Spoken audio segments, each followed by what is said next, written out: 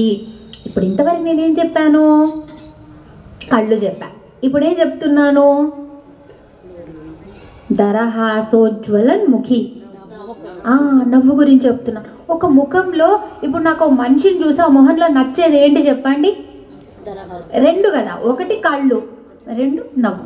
కళ్ళతో అయినా భయపెట్టియచ్చు, లేకపోతే ప్రేమ చూపించవచ్చు. రెండోది పెదాలతోనే, నవ్వుతోనే. ఇప్పుడు ఆ అమ్మ మొహం అంటే ముఖ వర్చస్సు చెప్తున్నారనమాట. ఇంతవంతకు మనం ఏం చెప్పుకున్నామంతా ఆత్మవిద్య, అమ్మవారి విద్య చెప్పుకున్నాం. సో అమ్మవారి విద్య నేర్చుకున్న వాళ్ళ పరిస్థితి ఎలా ఉంటుంది, లేకపోతే అమ్మ వాళ్ళని ఎలా కరుణిస్తుంది. హాసోజ్వలన్ ముఖి. అమ్మ దరహాసం, దర అంటే మళ్ళీ కొద్దిగా, చారు రూప చారుహాస. ఇక్కడ కూడా ఎంత నవ్వింది అమ్మ, మందంగా, చిన్నగా, మందస్మిత. హాస అంటే హాస్యం, ఓకే, నవ్వింది. ఉజ్వల, సో ఆ అమ్మ నవ్వుతో ఆ మొహం అంతా వర్చస్సు అంతా ఉజ్వలం, ఇలా మొత్తం నిండిపోయిందనమాట ఆ వర్చస్సు అంతా కూడా. అమ్మ దేనికి నవ్వుకుంటోంది అలా దరహాసంగా? అమ్మ గురించి ఎప్పుడైతే మనం అందరం ఇలా చెప్పుకుంటాం చూడండి, అప్పుడు అమ్మ ఎలా ఉంటుంది? ఇలాగే ఉంటుంది. ధరాందోళిత దీర్ఘాక్షి దరహాసోజ్వలన్ ముఖి. అంటే మన భూత భవిష్యత్ వర్తమాన కాలాన్ని ఇప్పుడు తన కళ్ళు పెట్టి చూస్తుంది. వీళ్ళని నేను ఎక్కడెక్కడ సెట్ చేసుకోవాలి, వీళ్ళని నేను ఎక్కడ కరెక్ట్ చేసుకోవాలి, వీళ్ళని నేను ఎక్కడ పట్టుకోవాలి అని. మళ్ళీ ఏం చేస్తుంది? మందహాసం, అబ్బా ఎంత బాగా చెప్పుకుంటున్నారు నా గురించి అని ఒక మొహంలో ఒక నవ్వు అనమాట. ఎందుకంటే మీరు ఎన్ని జ్ఞానం ఎంతైనా తెలుసుకోండి, కానీ అమ్మ గురించి ఎప్పుడైతే స్వాత్మానంద అంటే మన గురించి మనం, అమ్మ ఏంటి? స్వాత్మానంద. అది తెలుసుకున్నప్పుడు ఏ ఆనందాలు పనికి రావంట. అన్ని ఆనందాల ముందు అది లేశ మాత్రమే. ఈ పేరు ఎక్కడైనా విన్నారా? స్వాత్మానందల విభూత బ్రహ్మాధ్యానంద సంతతి. ఆ రోజు ఎన్నో బ్రహ్మానందాలు మాట్లాడుకున్నాం. దేవానందం, కర్మానందం, బ్రహ్మానందం, లోకానందం, ఆజానజా దేవానందం. ఇప్పుడు దానిలోకి వెళ్ళం, సరేనా? వెళ్ళమంటే వెళ్తా, కానీ టైం ఎక్కువైపోతూ ఉంటుంది.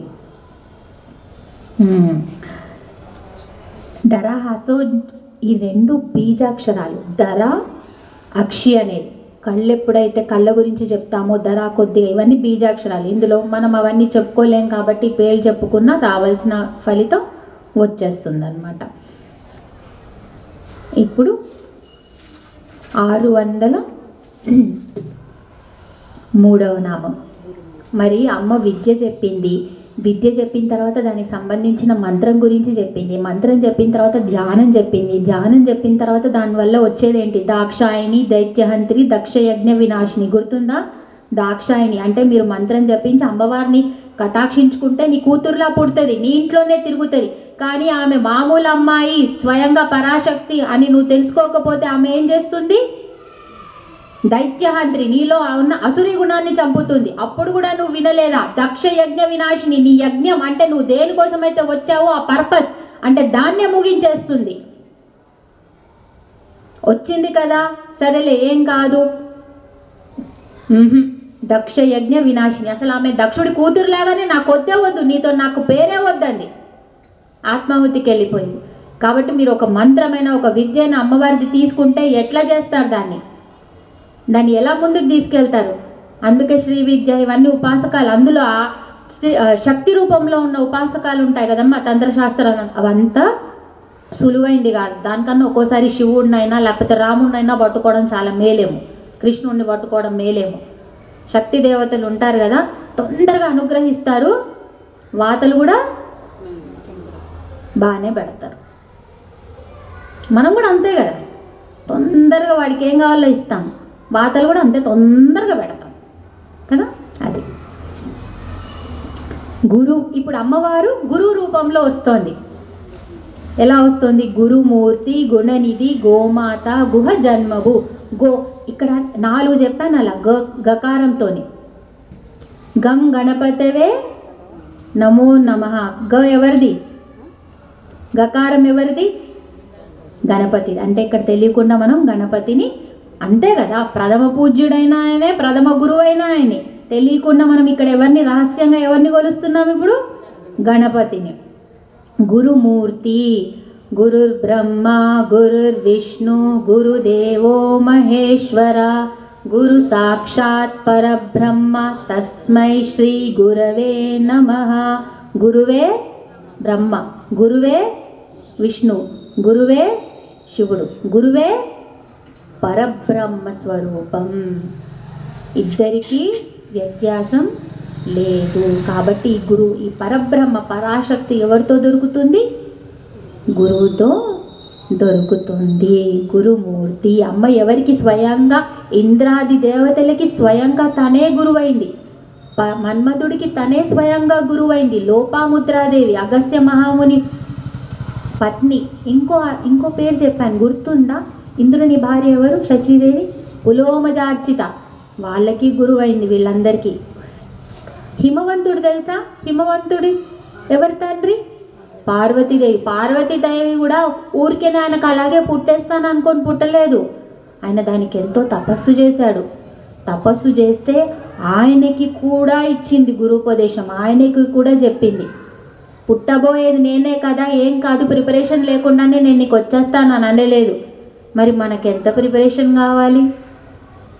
మీరు అన్నారు కదా మేడం, మీరు కంచికి వెళ్ళి అక్కడ లలిత సహస్రనామం చదివామని చెప్పారు కదా, ఆ తర్వాత ఎందుకు అక్కడ ఒక్కసారి చదివారేమో ఇక్కడ ఒక సంవత్సరం నుంచి వింటున్నారు అంటే ఫస్ట్ ఒక పని చేయండి, దాని తర్వాత అమ్మ గురించి ఎక్కడో తెలుసుకుంటారు, చిన్నగా చదవండి, ఆ తర్వాత మొత్తంగా విచ్చుకుంటుంది అనమాట. ముందు ఒక పద్మం దేవుడి దగ్గర తీసుకెళ్తున్నప్పుడు పద్మాన్ని ఎలా తీసుకెళ్తాం? వాళ్ళు ఇస్తారు కదా లోటస్, ఎలా ఇస్తారు? ఎక్కువగా ముడుచుకునే ఉంటుంది అంతా. మనం దేవుడి దగ్గరికి వెళ్ళే మార్గంలో ఏం చేస్తాం? కొద్ది కొద్దిగా దాన్ని అమ్మవారి దగ్గర సమర్పించేసరికి విచ్చుకుంటుంది. అలాగే ఎక్కడో ఒక దగ్గర ఒక పద్మం లాగా వచ్చేస్తుంది మూసుకు. ఆ తర్వాత ఆమెనే ఎక్కడెక్కడ వెళ్ళి మిమ్మల్ని ముందు తీసుకెళ్ళి ఎలా తీయాలో అది ఆమెనే తీసుకెళ్తుంది. అందుకే ఏ పుణ్యక్షేత్రానికి వెళ్ళినా ఏది చదివినా అమ్మ నీకు అంటే నువ్వు నాకు అర్థమవ్వు చాలు. స్తోత్రాలు నామాలు లేకపోయినా పర్లేదు, కానీ నాకు నువ్వు కావాలి, నాకు నువ్వు అర్థం అవ్వాలి అంటే చాలు. మీకు ఎలా కావాలో మీకు ఆ రూపంలో మీకు వచ్చేస్తూ ఉంటుంది. లేకపోతే మీరు ఇన్ని రోజులు ఇక్కడ కూర్చుంటారా? కాదు కదా, కష్టం కదా. అందులో మనకు అందరికీ స్మార్ట్ టీవీలు ఉన్నాయి, ఎంత కష్టం బాబోయ్, అసలే కష్టం. సరే, గురువు అంటే అమ్మ ఇప్పుడు గురువు గురించి చెప్దాం. మూర్తి. గురువు అంటే గు అంటే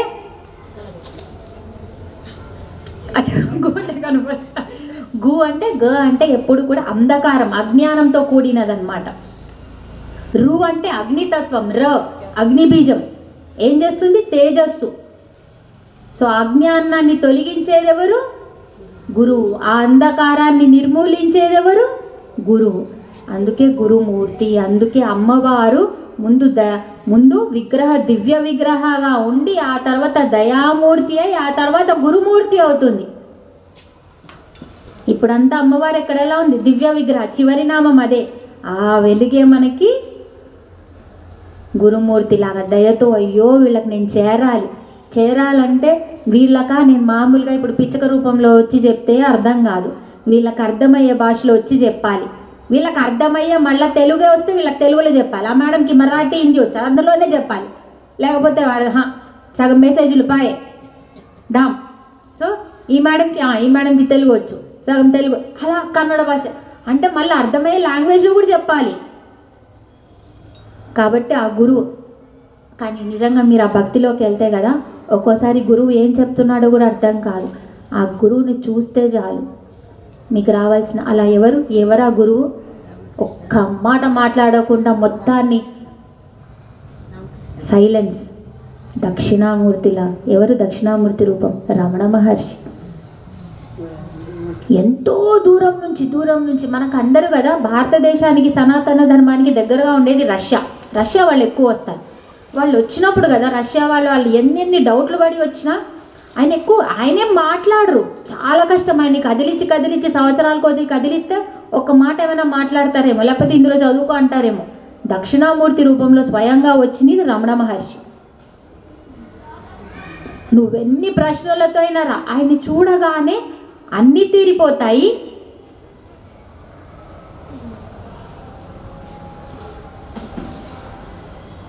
అర్థమైపోతుంది. అప్పటికే అర్థం కాకపోతే ఏదో ఒక రూపంలో వచ్చి చెప్తాడేమో, పుస్తకం రూపంలోనో పఠన రూపంలో ఇంకొకరితో, కానీ జరుగుతుంది తెలుసా. దానికి సాక్షి నేను అని చెప్పను, కానీ లాగుతాడు, ఆ దారి తీసేస్తాడబ్బా. ఆ దారికి వెళ్ళిపోతాం, ఆ దారి ఆయనే ఇలా తీస్తూ ఉంటాడనమాట ఎక్కడికక్కడ. ఎప్పుడైనా అవకాశం ఉంటే వెళ్ళండి. అరుణాచలంలోనే రమణ మహర్షి ఆశ్రమం ఉంటుంది, విరూపాక్ష కేవ్, స్కందాను వెళ్ళి కొద్దిసేపు కూర్చోండి.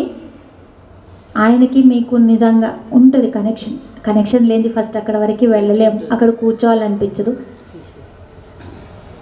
అక్కడి నుంచి నాకు నిజంగా గురు పరంపరలు నాకు ఎవరైనా దొరికి నాకు ఇవన్నీ సాయం చేశారు అంటే, నేను ఆ ఉదయం పూట ఏకదంతాయ అనుకుంటూ గణపతి పాట వినడం, ఆ తర్వాత రామకృష్ణ పరమహంస, ఆ తర్వాత రమణ మహర్షి, వీళ్ళే నాకు దారి చూపించారు. ఆ తర్వాతే లలితమ్మ వచ్చింది. లలితమ్మ ముందు వచ్చి ఏం కూర్చోలేదు టపిక్మని, ఆమె వచ్చిన తర్వాతే నాకు గురువు దొరికాడు. ఆ అమ్మ వచ్చిన 6 నెలల్లోనే గురువుని చూపించింది. ఉందా తపన, వస్తుంది గురు రూపంలో. మళ్ళీ గురు రూపం అటు ఇటు అయిపోతుంది, గురువులు కూడా కన్ఫ్యూజ్ అయిపోతారు. ఈ గురువు దగ్గర దిగుతారు 6 నెలల తర్వాత, ఈయన మా గురువు కాదనిపిస్తుంది, నాకు నచ్చట్లేదు, వద్దు అనిపిస్తుంది. అలా చేయదు. ఇంతే దీర్ఘాక్షి, ఒకటే చూపు, అక్కడే పడిందంటే పడింది, ఇంకా మళ్ళీ అందులో మార్పులు చేర్పులు ఉండవు. అలా చూపిస్తుంది గురువుని. అంటే ఆయనతో నీకు సంబంధం ఉంటుంది, అనుసంధానం ఉంటుంది, జన్మ జన్మల అనుసంధానం. ఆ గురువునే తీసుకొచ్చి చూపిస్తుంది. కోర్సులు మారుస్తాం కదా, MBA చదువుతాం, తర్వాత MCA చదువుతాం, తర్వాత డాక్టర్ చదువుతాం, తర్వాత ఎంటర్ప్రీనర్, అట్లాంటివి ఏం చెయ్యదు, డైరెక్ట్ అది. సో అమ్మవారు ఆ గురుమూర్తి అయి ఉంటుంది. ఇప్పుడు గురువుకున్న లక్షణాలు ఏంటి అవన్నీ చెప్పాలా? గురువు ఎలా ఉండాలి? శాంతంగా ఉండాలి. ఇప్పుడు అలా ఉంటే నడవదు, శాంతంగా ఉండాలంటే నీతి నియమాలు పాటించాలి. ఎందుకంటే ఆయన పాటించకపోతే మనము పాటించాం. ఇప్పుడు పిల్లలకి మనం టీవీ చూడొద్దని వాడికి లోపల పడుకున్న తర్వాత మనం టీవీ ఆన్ చేసి చూసుకుంటే నెక్స్ట్ డే అంటాడు అమ్మ దొంగ అనుకుని కూర్చొని చూస్తాడు. సో వాళ్ళకి లేకపోతే మనం చేయలేము. నీతి నియమాలు ఉండాలి, వేషధారణ ఆదర్శవంతంగా ఉండాలి. ఇది వాళ్ళకే వదిలేస్తాను ఈ కాలంలో. సద్బుద్ధి అంటే తను నేర్చుకున్న శాస్త్రాలమైన పూర్తి అవగాహన పట్టు ఉండాలి, అంతే కదా మేడం. మీకు డ్యాన్స్ వచ్చు కదా, డ్యాన్స్ గురించి మీకన్నా ఒక అంచైన వాళ్ళకన్నా ఎక్కువ మీకు తెలియాలి కదా, ఒక కరెక్ట్ చేయగలిగేలాగా. నిగ్రహం అనుగ్రహం అంటే ఎక్కడ ఆపాలి ఎక్కడ ఇవ్వాలి అది కూడా తెలియాలి, లేకపోతే పిల్లాడు వాంతి చేసుకుంటాడు ఎక్కువ వినేస్తే. గుణనిధి, గుణాలకి నిధి. ఏం గుణాలు? షాడ్గుణ్య పరిపూరిత. ఆ పేరు విన్నామా? అమ్మవారికి 6 గుణాలు ఉంటాయంట, పరిపూర్ణంగా ఉంటాయంట. ఏంటవి? యశస్సు, ఐశ్వర్యం, జ్ఞానం, వైరాగ్యం, శ్రీ, ఇంకొకటి వీర్యం. ఇది 6. ఇది కరెక్ట్గా చెప్పాను అమ్మవారికి. ఇది మీలో కోపం ఎవరికి ఎంతమందికి ఉంది? మీకు లేదా? నేను ఫుల్ బాగుందానికి మొత్తం. కోపం అంటే మనకు బాగా ఏదుంది? రాజసికం. రోజు మధ్యాహ్నం కూడా నిద్రపోయే వాళ్ళు ఎవరు చెప్పండి ఇందులో? అయితే తామసికం కూడా ఉంది. కొద్దిసేపు వదిలేయండి మేడం, తామసికం ఇది కూడా ఉంది. సరే రెస్టా, అది ఏమంటారు దాన్ని?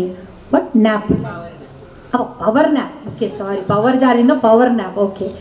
తర్వాత సాత్వికం, సాధు లక్షణం, సాధువుల్లాగా ఉండేది ఎవరు లేవు కదా, అందుకే ఇక్కడ కూర్చున్నాం, అది సంగతి. సో ఈ గుణాలన్నీ అమ్మకి లేవు, కానీ గుణాలన్నీ వచ్చింది ఈమెలోంచే, కానీ అమ్మకి గుణాలు లేవు. అదేంటి?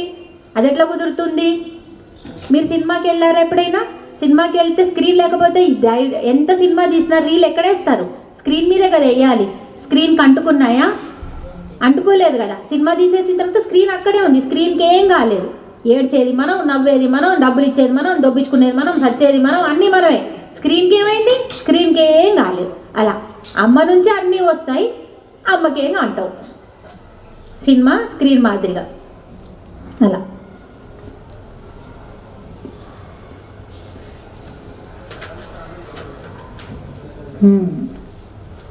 గోమాత. గోమాత అంటే అమ్మ తల్లి రూపం 3 రూపాల్లో ఉంటుంది. ఏంటది?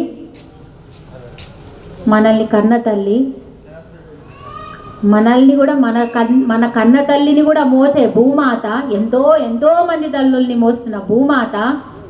ఆ తర్వాత ఆ అమ్మ పుట్టిన తర్వాత దురదృష్టవశాత్తు ఆ పుట్టించిన తల్లికి ఏమైనా అయితే పాలిచ్చి పోషకురాలుగా బతికిచ్చే గోమాత. ఈ 3. అందుకే మనము వాళ్ళు పోషక స్థానం, కారణ స్థానం కాబట్టి వాళ్ళని మాతానే సంబోధించాం. దీని భారత భూమి అంటాం. Mother land, no father land, we are all mothers. So mother land అనమాట, గోమాత. ఇక్కడ గో అంటే ఇంతవరకు మనకు తెలుసు ఈ 3 గోలు. గో అంటే కిరణాలు, కిరణాలు. మాత అంటే కారకురాలు, ఎక్కడి నుంచి అందరం వస్తామో అమ్మనే కదా, అక్కడి నుంచి. సో కిరణాలకి తల్లి, కిరణాలకి కారణభూతం. ఎక్కడ? చంద్రమండల మధ్యస్థ, ప్రభావతి, ప్రభారూప. సూర్యుడు కూడా ఆమె వెలుగు నుంచి, ఆమె నుంచి వచ్చే త్రికోణాంతర దీపిక అన్న. చంద్రుడైనా సూర్యుడైనా అగ్ని అయినా మళ్ళీ ఎక్కడి నుంచి రావాలి? ఒక దీపం నుంచే రావాలి ఆ కాంతంతా. ఆ దీపం ఎవరు? అమ్మ. అమ్మ. భూమాత. ఇంకో మాత అంటే ఫస్ట్లో శ్రీమాత అన్నప్పుడు చెప్పాను. శ్రీమాత, మాత అంటే కొలిచేది కూడా, కొలుస్తాం, స్కేల్తో పెట్టి కొలుస్తాం కదా, అది. అలా కొలిచే దేన్ని? గో అంటే ఇంకోటి ఏంటి? ఇంద్రియాలు. మన ఇంద్రియాలు ఉన్నాయి, ఆ పంచేంద్రియాలు, దాన్ని కొలుస్తుంది అనమాట అమ్మ. అంటే ఎక్కడికప్పుడు చెక్ పెడుతూ ఉంటుంది, ఎంత వెళ్ళాలి, ఎంత ఉండాలి. అందుకే ఇంద్రియాలను తీసుకెళ్ళి ఎవరి దాంట్లో పెట్టింది? ఎవరి కంట్రోల్లో పెట్టింది? మనసు కంట్రోల్లో. మనసుని తీసుకెళ్ళి ఎవరి కంట్రోల్లో పెట్టింది? బుద్ధి కంట్రోల్లో. అర్థమైందా? మీకు 2 ఉండాలి. మంచి బుద్ధి ఉన్న వాళ్ళైనా పట్టుకోండి, లేకపోతే బుద్ధిగా రాసినోడి బుక్లైనా చదవండి. మన వల్ల కాదు, మనకి తెలియదంటే మాత్రం వీళ్ళిద్దరు మనల్ని బయటపడేస్తారు. ఈ 2 చలి ఎవరికి వేస్తోంది? వేయట్లే కదా, వేస్తుందా? వేస్తే ఇక్కడ రండి, మన కోసం కూర్చోండి, చలంతా పోతుంది, లైట్ మొత్తం పోతుంది. నేను ఒక లైట్ వైపు చూస్తే కదా. ఎవరికి బోరు కొడుతుంది? మీ అందరికి ఎందుకో ఆవలింత వస్తున్నాయి, వరుసగా ఆవలిస్తున్నారు మీరంతా. ఎందుకు? గుహ జన్మభూ, గుహ జన్మభూ. గుహ, గుహ అంటే చీకట. సరే, జన్మ. గుహ అంటే ఇక్కడ నేను ఎవరిని తీసుకోను? గుహ జన్మభూ. భూ అంటే భూ, జననం, కారకురాలు, పుట్టిస్తుంది తల్లి, జన్మ. ఎవరికి? గుహుడు అంటే ఎవరు? గుహుడు రాముణ్ణి కదా, ఏమంటారు, బోట్లో తీసుకెళ్ళి ఆయన గుహుడు. ఇప్పుడు నేను ఇంకో గుహుడిని చెప్తాను, ఈరోజు నుంచి గుర్తుపెట్టుకోండి. కుమారస్వామి. కుమారస్వామి జననానికి కారణమైన తల్లి. కుమారస్వామి మొత్తం హిస్టరీ తెలుసు కదా. కుమారస్వామి ఎందుకు పుట్టారు? తారకాసురుణ్ణి సంహరించాలి. సనత్ కుమారుడు తెలుసా? సనక సనందాదులు 4 ఉంటారు, బ్రహ్మ మానసపుత్రులు 4 ఉంటారు, సనత్ కుమారుడు అని. ఆ సనత్ కుమారుడు కూడా ఆయన బాగా పూజ యజ్ఞం అంటే తపస్సు చేసుకుంటూ ఉంటే శివపార్వతులకి భలే నచ్చేస్తాడంట. ఆయన ఎంతో ముద్దుగా తపస్సు చేసుకుంటున్నాడు అని. శివుడే వెళ్ళి, నువ్వు ఏదైనా ఒక వరం కోరుకోవా అంటే నాకే వరాలు అవసరం లేదు అని. అంటే వాళ్ళంతా ముక్తి మార్గం, భక్తి మార్గం, వాళ్ళకెందుకు కోరికలు? నాకే లేదు, కావాలంటే నువ్వే ఒక కోరిక కోరుకో అని శివుడినే అన్నాడంట. శివుడు అన్నాడు, సరే నాకు నువ్వు కొడుకులాగా పుట్టు అని. సరే పుడతా అన్నాడు. కానీ ఒకటి అన్నాడు, ఇదిగో మేము ఈ స్థాయికి వచ్చేసాం, అంటే మొత్తం ఈ మార్గంలో వచ్చేసాం, భక్తి మార్గం మొత్తం అది వైరాగ్యం ఉంటుంది, విముక్షత ఉంది. నేను అయోనిజ అంటే యోని మార్గంలో రాను అని అంటాడు. యోని మార్గంలో నేను రాను అని. యోని మార్గం అంటే ఇప్పుడు మనకి యోని అండంలాగా రావాలి, అలా రాను. సరే అని. అందుకే కూడా కుమారస్వామి అందుకే అమ్మవారి గర్భంలోకి ప్రవేశించడు. అమ్మవారి తేజం ఉంటుంది కానీ గర్భంలోకి ప్రవేశించడనమాట. అలా సరిపోయింది ఈయన కోరిన కోరిక.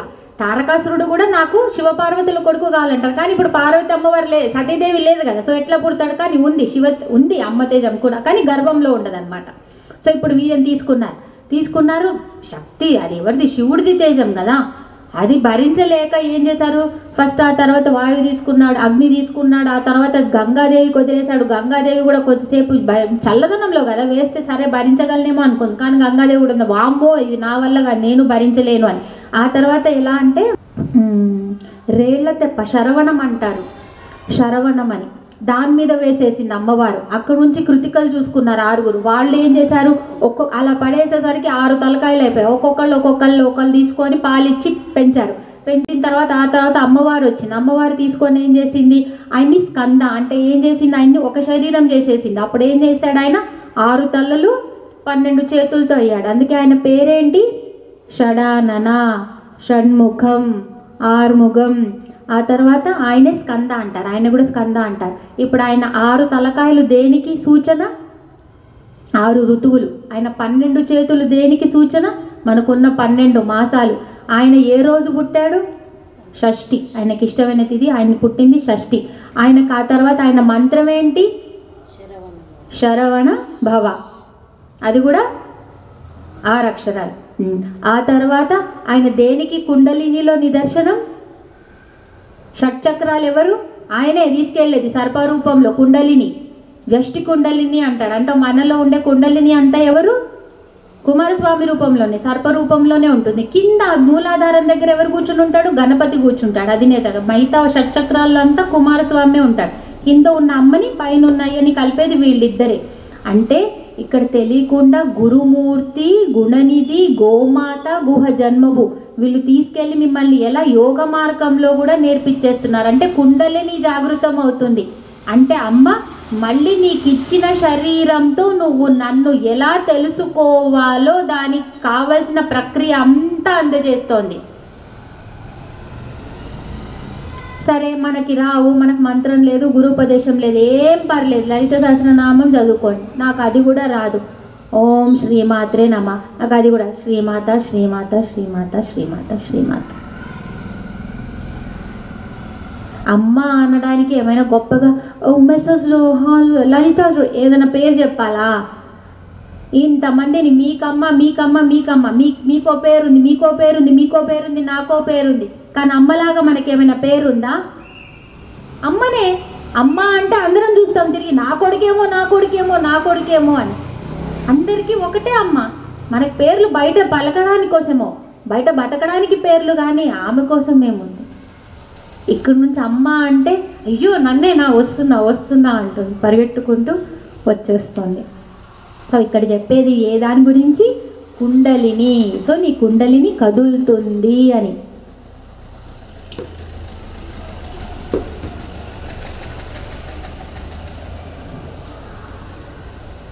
ఆ తర్వాత దేవేశి.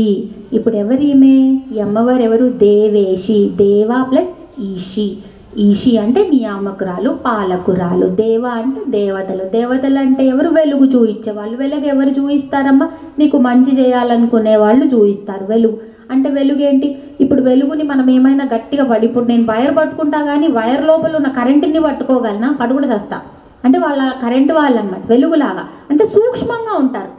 ఇప్పుడు మేడం మరే కరెంట్ ఈరోజు బాగా వచ్చారు మేడం, ఎలక్ట్రిసిటీ మేడం.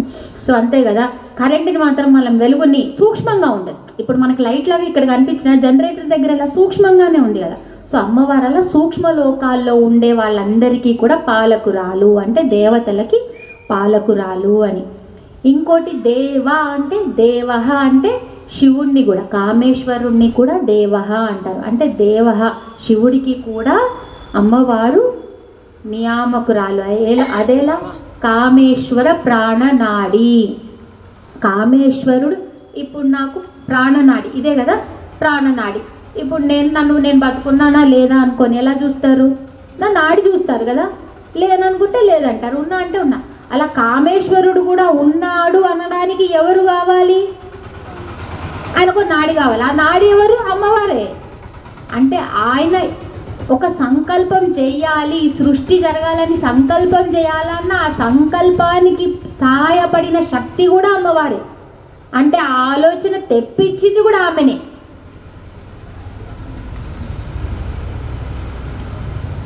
నేను మళ్ళీ అందుకే చెప్తున్నా, భారతదేశంలో అంటున్నా, శక్తి లేనిది చూడలేదు. కాబట్టి అంటే మమ్మల్ని ఏదో పెద్దగా గౌరవించండి అది అనకన్నట్లేదు, కానీ దూషించకండి అని మాత్రం అంటున్నాను. బేసిక్గా పాపం ఈ భారతదేశంలో హోమ్ మేకర్స్ అని ఉంటారు చూడండి, ఇంట్లో ఉంటారు. చులకన, పరమ చులకన. ఫస్ట్ రాగానే డిన్నర్ టేబుల్ ఏంటది, టేబుల్ మీద ఇప్పుడు ఏం చేస్తున్నావు రోజంతా? ఖాళీగానే ఉన్నావుగా.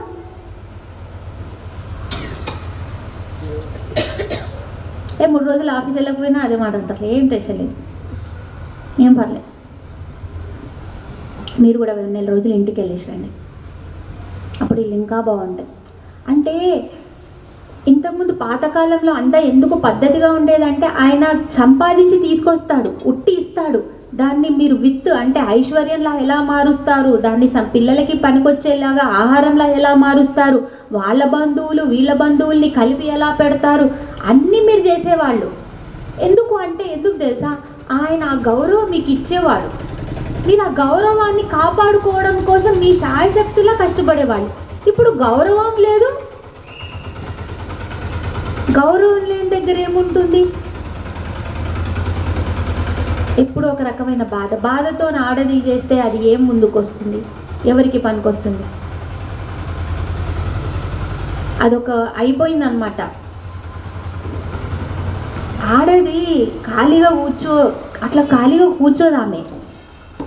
కనీసం ఇంట్లో ఒక షెల్ఫ్ అయినా సర్దుతూ ఉంటుంది తెలుసా. ఏమో ఈ కాలంలో మరి ఆడవాళ్ళు టీవీ ముందు కూర్చున్నా నాకు తెలియదు, ఆ టీవీలను పగలగొట్టాలి, కానీ లేకపోతే ఒక షెల్ఫ్ అయినా సర్దుతుంది. ఏం చేస్తుంది షెల్ఫ్ సర్ది? నీ రాహుని సెట్ చేస్తోంది, నీ ఇంట్లో ఉన్న నవగ్రహాలని సెట్ చేస్తుంది. ఊరికనే కూర్చోలేదు, నువ్వు పెళ్లి చేసుకొని ఊరికనే తెచ్చుకోలేదు, ఆమెని చేస్తుంది, నీకు కావాల్సింది చేసి ఇస్తుంది. ఏంటంటే నీకు ఓన్లీ ధన రూపంలో చూపిస్తేనే ఉంది ఆమె అన్నట్టు తయారైంది ఇప్పుడు బతుకంతా. కట్నంలాగైనా తీసుకురావాలి, లేకపోతే నెలైనా తీసుకురావాలి. ఆ శక్తి పోయింది. ఇప్పుడంతా బయటికి వెళ్ళి పని చేసుకొచ్చి లక్ష్మీ రూపంలో తీసుకొస్తేనే శక్తి. ఎందుకంటే మనకు కూడా కోరికలు ఎక్కువ ఉన్నాయి కదా. అలా ఎందుకో తెలుసా, సగం బాధలు దీనివల్లే అవుతున్నాయి కాబట్టి, సగం కష్టాలు దీంతోనే అవుతున్నాయి.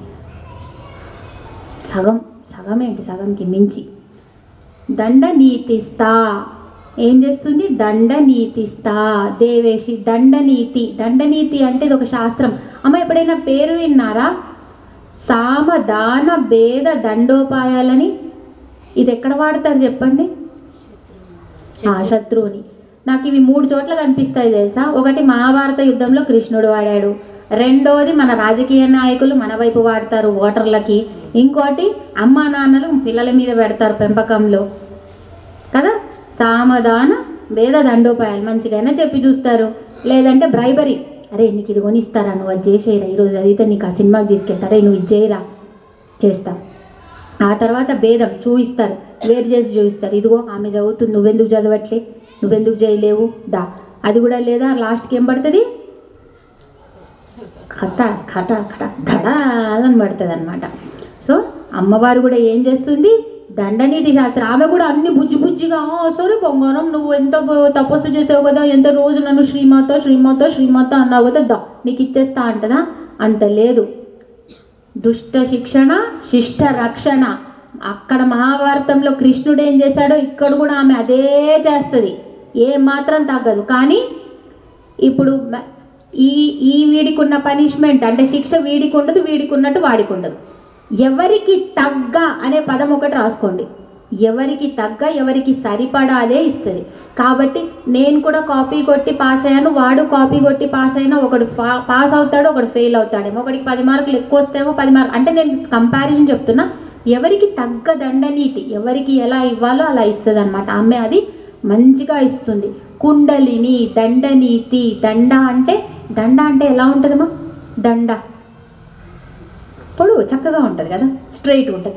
దాన్ని కూడా అంటాం. దండ అంటే అలా మన దానిలో పొడుగుగా ఉండేది ఏంటి?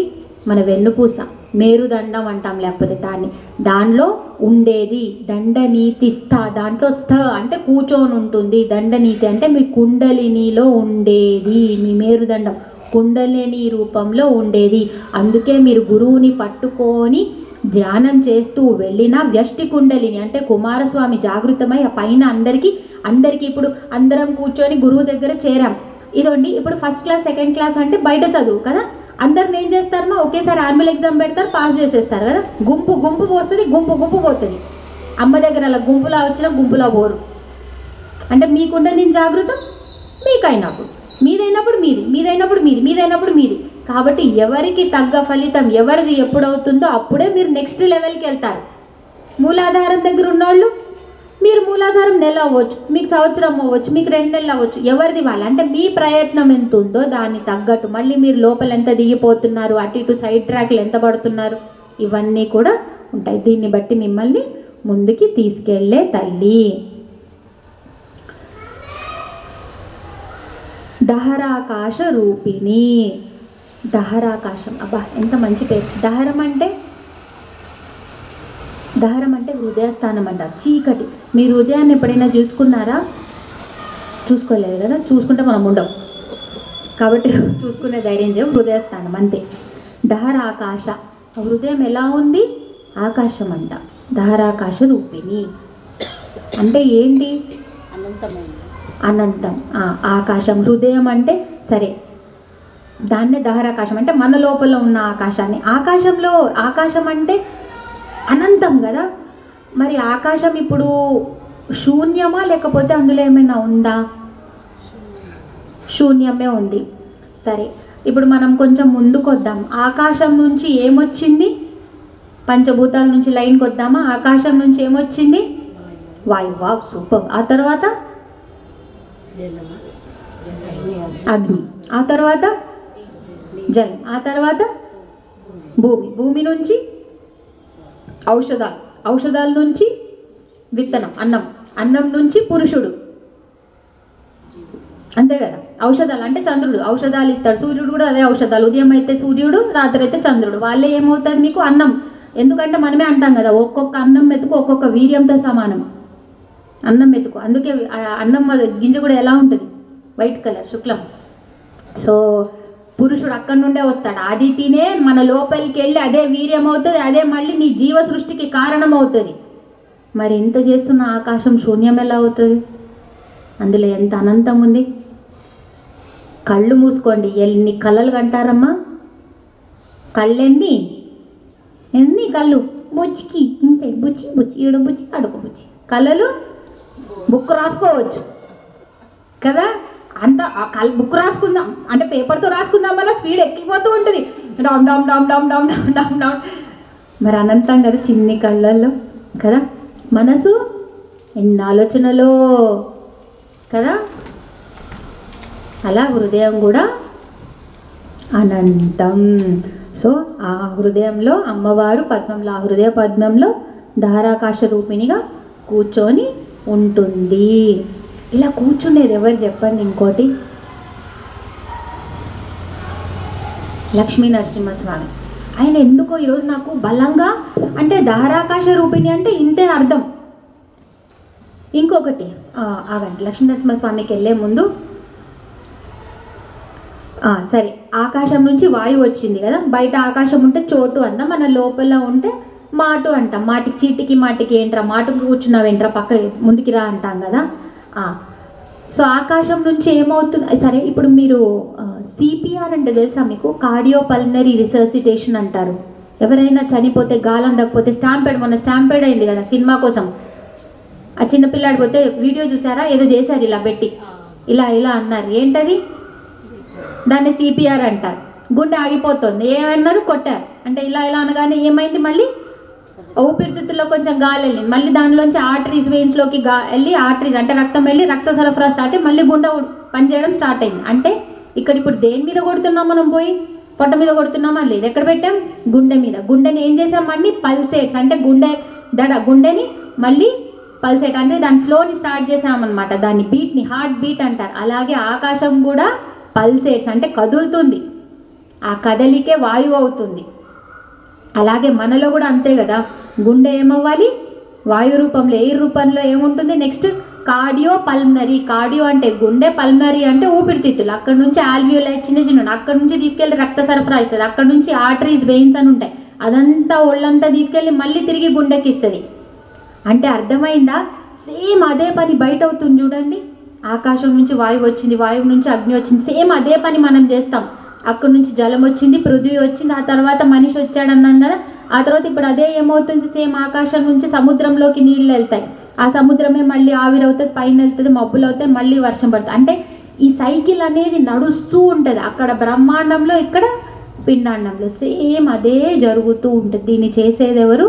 అక్కడ కూర్చొని ఉన్న దహరాకాశ, మన లోపలైతే దహరాకాశ రూపిణి అంటాం, బయట ఉంటే ఏమో మహదాకాశ రూపిణి. మహదాకాశ రూపిణియేనా? కరెక్టే చెప్పాను. హిరణ్యకశిపుడు ఎవరు? ఎందుకో నాకు ఈరోజు లక్ష్మీనరసింహస్వామి మాత్రం దహరాకాశ రూపిణి పేరు దగ్గర నువ్వు నా గురించి చెప్పాలి అని ఈరోజు నాకు కూర్చొని, ఎందుకంటే రహస్యనామాలు కదమ్మా, మనం 500 నామాలు దాటాం. ఇంత దాటిన తర్వాత అమ్మవారు ఒక్కొక్కసారి నాకు ఇది చెప్పించుకోవాలని ఉంది, నాకు ఈ రూపంలో కూడా ఉన్నది నేనే అని నా అందరికీ తెలియజెప్పు అనేలాగా కూడా చేసుకుంటే, ఎందుకంటే ఆమె ఆలోచన రూపమే. ఆమె ఎలా వస్తుంది మీకు? ఆ రూపంలోనే వస్తుంది, విత్తనం, ఒక ఆలోచన. ఇప్పుడు హిరణ్య ప్రహ్లాదుడి నాన్నెవరో తెలుసా? హిరణ్యకశిపుడు. సో హిరణ్యకశిపుడు మామూలుగా ఎవరు? రాక్షసుడు. ఏ రాక్షసుడు? సరే రాక్షసుడే, కానీ ముందెవరు? జయ విజయుల్లో ఒకడు హిరణ్యాక్షుడు, హిరణ్యకశిపుడు. ఆయన ఏం చేశాడు అక్కడ? జయ విజయులు ఎవరమ్మా? ద్వారపాలకులు ఎక్కడ? వైకుంఠంలో స్వామి ఉండగా వీళ్ళు ద్వారపాలకుల్లాగా ఉండి సనత్ కుమారులు వస్తే మేము వచ్చామని చెప్తే, లేదు మా స్వామికి ఇబ్బంది అవుతుంది, ఇప్పుడే కాదు మీరు వెళ్ళిపోండి అన్నారు. వీళ్ళు వచ్చారన్నది ఆయనకు తెలుస్తోంది, వీళ్ళు ఎల్లు అంటున్నారన్నది ఈయనకు తెలుస్తోంది. అంటే వాళ్ళు పరమ భక్తులు, వీళ్ళు కూడా భక్తులే. వైకుంఠం దగ్గర ఉన్నారు అంటే సాధకులు కదా, వాళ్ళ పరిస్థితి ఏంటి అంటే వాళ్ళు ఎక్కడో సహస్రారంకి దగ్గరలో ఆజ్ఞాచక్రం పైన ఇక్కడెక్కడో ఉన్నారు. వచ్చిన వాడు కూడా ఇంకోడెవడు భక్తులే. అంటే ఒక భక్తుడు ఇంకో భక్తుడిని దూషిస్తే, అవమానపరిస్తే అహంకారంతో ఏమవుతుంది? నెక్స్ట్ స్వయంగా ఆయనే వచ్చి నువ్వు ఇది చేయాల్సింది కాదు, నువ్వు ఒక భక్తుడిని ఇది చేసావు కాబట్టి వస్తా అన్నవాడిని లేదు అని నీ సొంతంగా, అంటే నన్ను అడగకుండా నువ్వే తీసుకున్నావు నిర్ణయం, లేదు ఇప్పుడు నువ్వు వెళ్ళడానికి వీలు లేదు. ఏం చేశాడు? ఇప్పుడు నువ్వు దీనికి శిక్ష అనుభవించాల్సిందే. ఇప్పుడు చెప్పు, చాలా సంవత్సరాలు అంటే కష్టం లేకుండా వెళ్ళిపోతారా? శిక్ష అనుభవిస్తారా? లేకపోతే 3 జన్మలు, కానీ రాక్షసు గుణం అనమాట, రాక్షస ప్రవృత్తిలో వస్తారా? మేము నిన్న అన్ని రోజులు వదిలి ఉండలేం స్వామి, మాకు రాక్షస జన్మనే ఇవ్వు. సరే అలా అయితే 3 జన్మలు ఇస్తున్నా, 3 మళ్ళీ వచ్చి, కానీ ఒకటి మళ్ళీ నువ్వు వచ్చి మమ్మల్ని తీసుకెళ్ళాలి. సరే నేనే వచ్చి మిమ్మల్ని తీసుకెళ్తాను. సో అలా ఫస్ట్ జన్మ హిరణ్యాక్షుడు, హిరణ్యకశిపుడు వచ్చాడు. అంటే ఇప్పుడు చూడండి, ఇక్కడ వచ్చారు, పుట్టారు కదా. ఇప్పుడు ప్రహ్లాదుడు వచ్చాడు అక్కడ నుంచి. ప్రహ్లాదుడు కూడా ఒక స్టోరీ ఉంటుంది అనమాట. ప్రహ్లాదుడు పాత జన్మలో సోమశేఖరుడు అనే బాగా తపస్సు చేసి, ఆయన బాగా తపస్వి అనమాట. తపస్వి ఆయన చివర్లో ఆయన ఎప్పుడు నామజపమే ఉంటుంది, దైవనామమే ఉంటుంది, కానీ చివర్లో ఏమవుతుందంటే, అందుకే అంటారు నువ్వు చివర్లో ఏం ఆలోచిస్తే ఎక్కడ ఏమనుకుంటే అదై పుడతావు అని. ఆయన చివర్లో ఏదో అనుకుంటాడు. నాకు ఆ స్టోరీ కొంచెం మధ్యలో మర్చిపోయాను, మీకు ఎవరైనా ఒక్కసారి ఉంటే నాకు బ్యాకప్ చేయండి.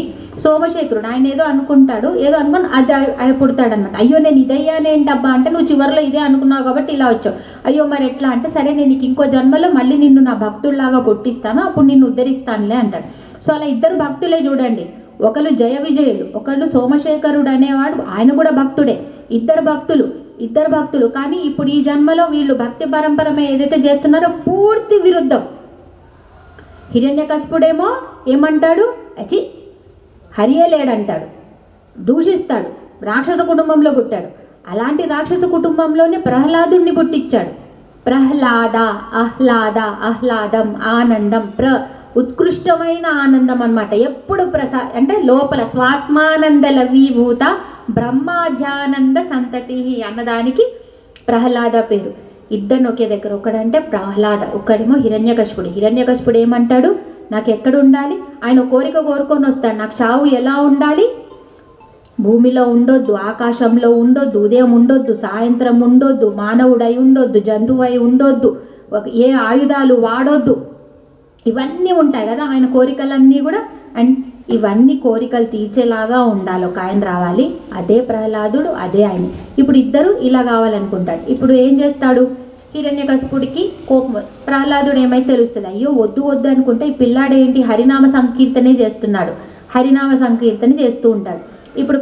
ఇప్పుడు హిరణ్యకశిపుడు ఏమున్నాడు? గాల్లో లేడు, వాయువులో లేడు, ఆ జంతువుల్లో లేడు. అది సేమ్ ప్రహ్లాదుడితో అవన్నీ కూడా చేయిస్తాడు. అంటే ఈ పిల్లర్లో నీ ఉన్నాడా? నీ దేవుడు ఉన్నాడు. అంటే ఆయనేమో ఏమనుకుంటున్నాడు, ఒక రూపంలో వస్తాడని హిరణ్యకశిపుడు అనుకుంటాడు, అంటే సగుణ రూపంలో. ప్రహ్లాదుడు ఏమంటున్నాడు, నిర్గుణ రూపం, ఆయన సర్వంతర్యామి అంటున్నాడు, ఆయన అన్నిట్లో ఉన్నాడు అంటున్నాడు. గజేంద్ర అంటే ఏనుగులతో చంపిస్తావా, అందులో కూడా ఉన్నాడంట. నీళ్ళల్లో తోసేస్తావా, అందులో కూడా ఉంటాడు. ఆయన ఏదైతే అన్నాడో, నీళ్ళల్లో ఉండొద్దు, భూమి మీద ఉండొద్దు, ఉదయం ఉండొద్దు, సాయంత్రం, అవన్నీ కూడా చెప్పి చేయిస్తున్నాడు. కానీ అన్నిటినీ ప్రహ్లాదుడు ప్రూవ్ చేస్తున్నాడు. ఏంటంటే ఆయన సర్వంతర్యామి, అన్నిట్లో ఉన్నాడు అంటున్నాడు. ఇప్పుడు హిరణ్యకశిపుడికి ఏమో ఏముంది, ఈయన ఒక రూపం తీసుకొని వస్తాడేమో అని ఈయన వెయిట్ చేస్తున్నాడు.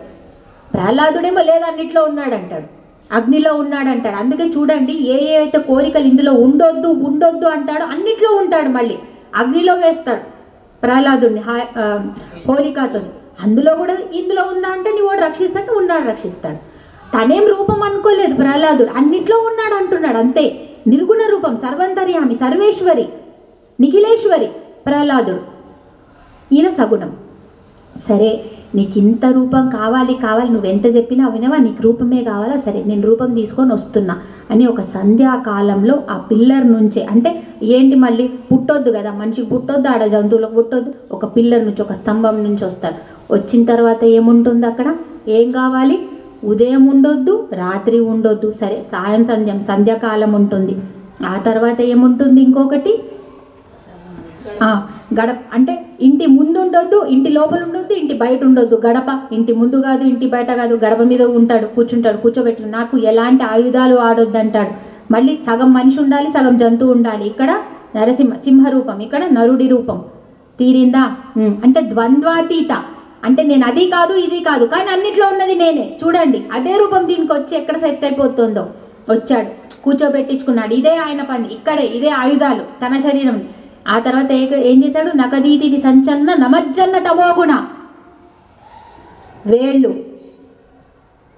పేగులన్నీ తీసే అంట. వేళ్ళే ఇక్కడ, వేళ్లలో అమ్మవారు అయ్యవారికి వేరా కాదు. ఇక్కడ గోర్లలో ఉన్నది ఎవరిప్పుడు, ఏ శక్తి, లక్ష్మీ నరసింహస్వామి. ఆ శక్తి ఎక్కడుండింది, గోర్లల్లో. అంటే లక్ష్మి లేకుండా ఆయన లేడు, శక్తి లేకుండా లేదు, వర్చస్సు. వచ్చాడు గోర్లతోనే. నకదీతి సంచన్న నమజ్జన్న తమ కూడా గోర్లనే వాడాడనమాట. అంటే ఇక్కడ నిర్గుణ, ఇక్కడ సగుణ కావాలంటే మళ్ళీ ఇద్దరికి అలా లోపలి వెళ్ళి అతని దహరాకాశంలో అక్కడ వరకు ఛేదిస్తే కానీ వాడికి, అంత లోపలికి తవ్వి పేగులన్నీ తీస్తే కానీ వాడికి గుర్తు రాలేదు. అయ్యో నా స్వామి వచ్చాడు, నా కోసం వచ్చాడు, దహరాకాశం వరకు చీల్చేంత వరకు వచ్చింది నా స్వామియే అని నాకు తెలియలేదు అని ప్రహ్లాదుడు అన్నాడు. సరే మా తండ్రి ఎన్నో పాపాలు చేశాడు, మా తండ్రికి ముక్తి నువ్వు, ఏమొద్దు నాకేమొద్దు కానీ మా తండ్రిని ముక్తి నువ్వు అంటే, అరే నువ్వు పుట్టినప్పుడే నీ 21 పరంపర, నీ 21 వంశం, అంటే అటు 21 వంశం వాళ్ళకి, పితృదేవ వాళ్ళకి అందరికీ మోక్షం లభించింది. అంటే ఒక్క భక్తుడు అలాంటోడు ఇంట్లో పుడితే మీ పితృదేవతలు అంటే పాత వాళ్ళు ఎంతోమంది, వాళ్ళు ఎన్ని పాపాలు చేసినా, ఎంత రాక్షస జన్మ ఎత్తినా వాళ్ళకి మోక్ష ప్రాప్తి, ముందున్న వాళ్ళకి. అది అందులో పుట్టినా ఇప్పుడు ఈ కథ వింటున్న మీరు కూడా ఎవరైతే ఉన్నారో మీకు కూడా అదే జరుగునుగాక. ఎందుకంటే చెప్పేవాడెవడో వినేవాడు ఎవడో అందరూ భక్తులే. ఈరోజు ఎందుకు బలంగా నాకు ఈ దహరాకాశ రూపిణి దగ్గర నరసింహస్వామి రావాలి అని తెలియదు, కానీ కరెక్ట్గా సరిపోయింది. ఆ దహరాకాశ రూపిణి ఆయన ఉండేది ఎక్కడ, అహోబిలం. బిలం అంటే ఏంటి, కేవ్, లోపలికుంటుంది, గుహ జన్మవు. ఇంకా కుమారస్వామికి నరసింహస్వామికి ఇద్దరికి బాగా లింక్ ఉంటుంది. ఇద్దరు కూడా అగ్నితత్వం, నరసింహ జ్వాల నరసింహ, ఇద్దరు కూడా అగ్నితత్వం. ఇక ఒకళ్ళు పుట్టిందేమో స్వాతి నక్షత్రం. ఎవరు స్వాతి నక్షత్రము, నరసింహస్వామి. కృతికా నక్షత్రమేమో కార్తికేయుడు. ఇద్దరు కూడా అగ్నితో రిలేటెడే. ఆ తర్వాత ఇద్దరికి ఇష్టమైనది ఇద్దరి గ్రహము, ఏదైతే గ్రహాన్ని ఇద్దరు అధిపతిస్తారో ఇద్దరు కుజగ్రహమే. కుజగ్రహం అంటే ఏంటి, మంగళ గ్రహం. అది కూడా జ్వాల, అగ్నితో సంబంధించినది. మళ్ళీ ఇద్దరికి కూడా ఇంకోటి ఏంటి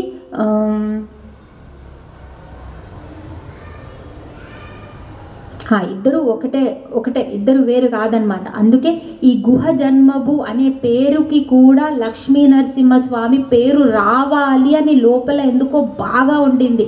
ఇది దగ్గర, నేను అది వేరు కాదు. అంటే నాకు పుట్టిన కుమారస్వామి లాగా కుమారుడి రూపంలో ఉన్న పద్మనాభ సహోదరి అంటే విష్ణుమూర్తిగా ఎవరైతే వచ్చారో లక్ష్మీ నరసింహస్వామి లాగా వరాహ నరసింహస్వామి, మళ్ళీ వీరెవ్వరు వేరు కాదు, అంతా నా రూపాలే, అందరూ నా నుంచి వచ్చిన వాళ్ళే. మేమే విభజన, ఒక్కొక్క కార్యం కోసం ఒక్కొక్క రూపం తీసుకున్న వాళ్ళమే, అందరం మేము ఒక్కటే అని చెప్పడానికే నాకు లక్ష్మీ నరసింహస్వామి గురించి చెప్పాలి అన్న తపన అనుకుంటా అది ఉండింది. మీలో ఎవరికి ఉండిందో తెలియదు నాకు. మరి ఈ కథ వినాలని ఎవరికి ఉండిందో, మరి ఇది ఆయనకి రావాలని ఉండిందో నాకు తెలియదు. లేకపోతే ఎందుకంటే నేను ఎప్పుడు చెప్తాను, ఇక్కడ స్వయంగా వశిన్యాది వాగ్దేవతలు, మొత్తం వేదమూర్తులు, ఋషులు, దేవతలు, త్రిమూర్తులు అందరూ మొత్తం 14 భువనాల మంది ఈరోజు ఇక్కడ కూర్చొని వింటారు అని నేను నమ్ముతాను. కాబట్టి ఈరోజు లక్ష్మీ నరసింహస్వామికి అనిపించింది అనుకుంటా, ఈ చోట నువ్వు నా నామం ఈరోజు పలకబడాలి అని ఆయన సంకల్పించాడు. మరి ఎందుకో నాకు తెలియదు, మరి ఎవరైనా వినాల్సి ఉందా లేకపోతే దాని అర్థంలో అది ఉందా నాకు తెలియదు. ఈ అర్థాల్లో ఎక్కడ ఏ పుస్తకాల్లో ఈ రూపం లేదు, ఇది దీనికి చెప్పాలని, కానీ బలంగా అయితే ఉండింది ఆయన రావాలి అని. రోజు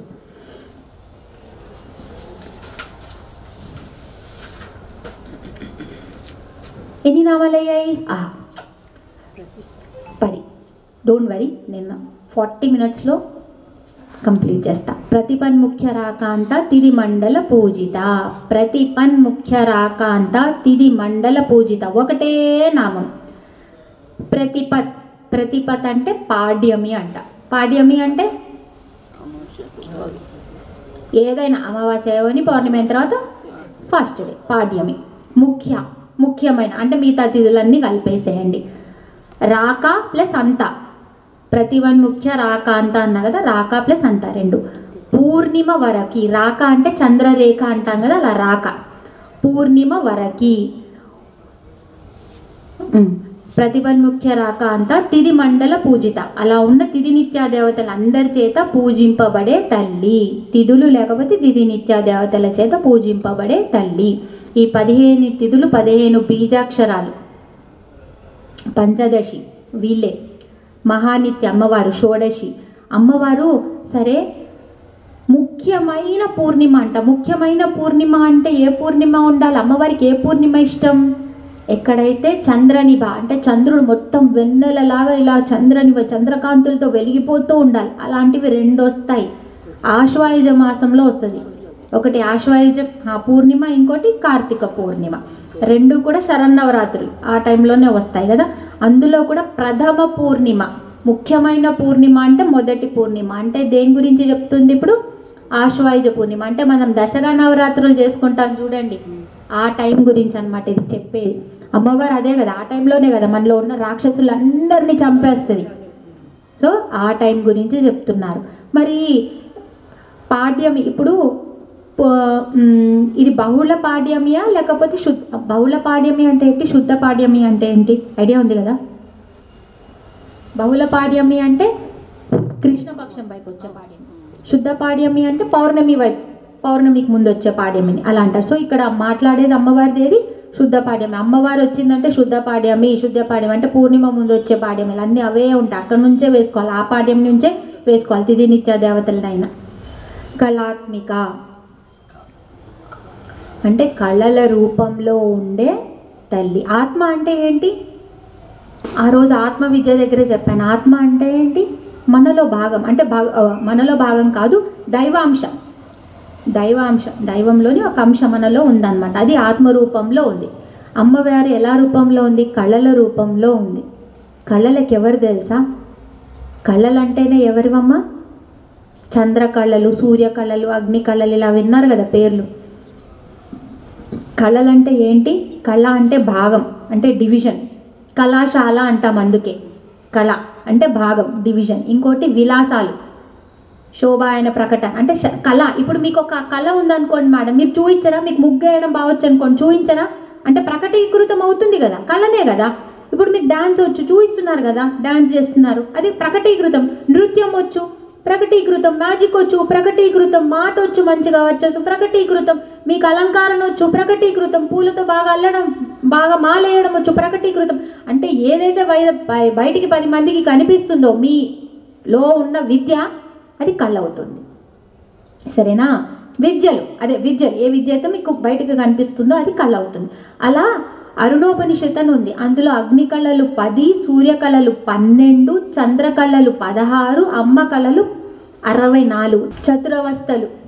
చతురవస్థలు అంటే 8 అవస్థలు. ఇప్పుడంతా నిద్రకి జాగృతికి మధ్యలో ఉన్నారు ఈరోజు మీరంతా. నాకు అట్లాగే అనిపిస్తుంది, నాకు కూడా నిద్ర వస్తున్నట్టుంది. జాగృతి నిద్రకి మధ్యలో, ఇది 5వ అవస్థ. నేను కొత్తగా ఇంక్లూడ్ చేస్తాను. అమ్మ నువ్వేమనుకోకమ్మా, ఈ కొత్తది నేను పెడతాను. సో జాగృత్, స్వప్న, సుషుప్తి, తుర్య, ఈ 4 అవస్థలు ఉంటాయన్నమాట. వీటన్నిటి కూడా మళ్ళీ 4 కళలు వేసుకోండి. సరేనా? అలా. అబ్బా, ఆత్మ అనే దాంట్లో సహస్రనామాల్లో ఎన్ని పేర్లు ఉన్నాయి చెప్తారా?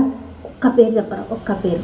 ఇలా కళాత్మిక అని ఉంది కదా, ఇంకో ఆత్మిక అని ఉంటుంది, ఒక్క పేరు చెప్పరా? కళాత్మిక. బాలిక, బాలిక.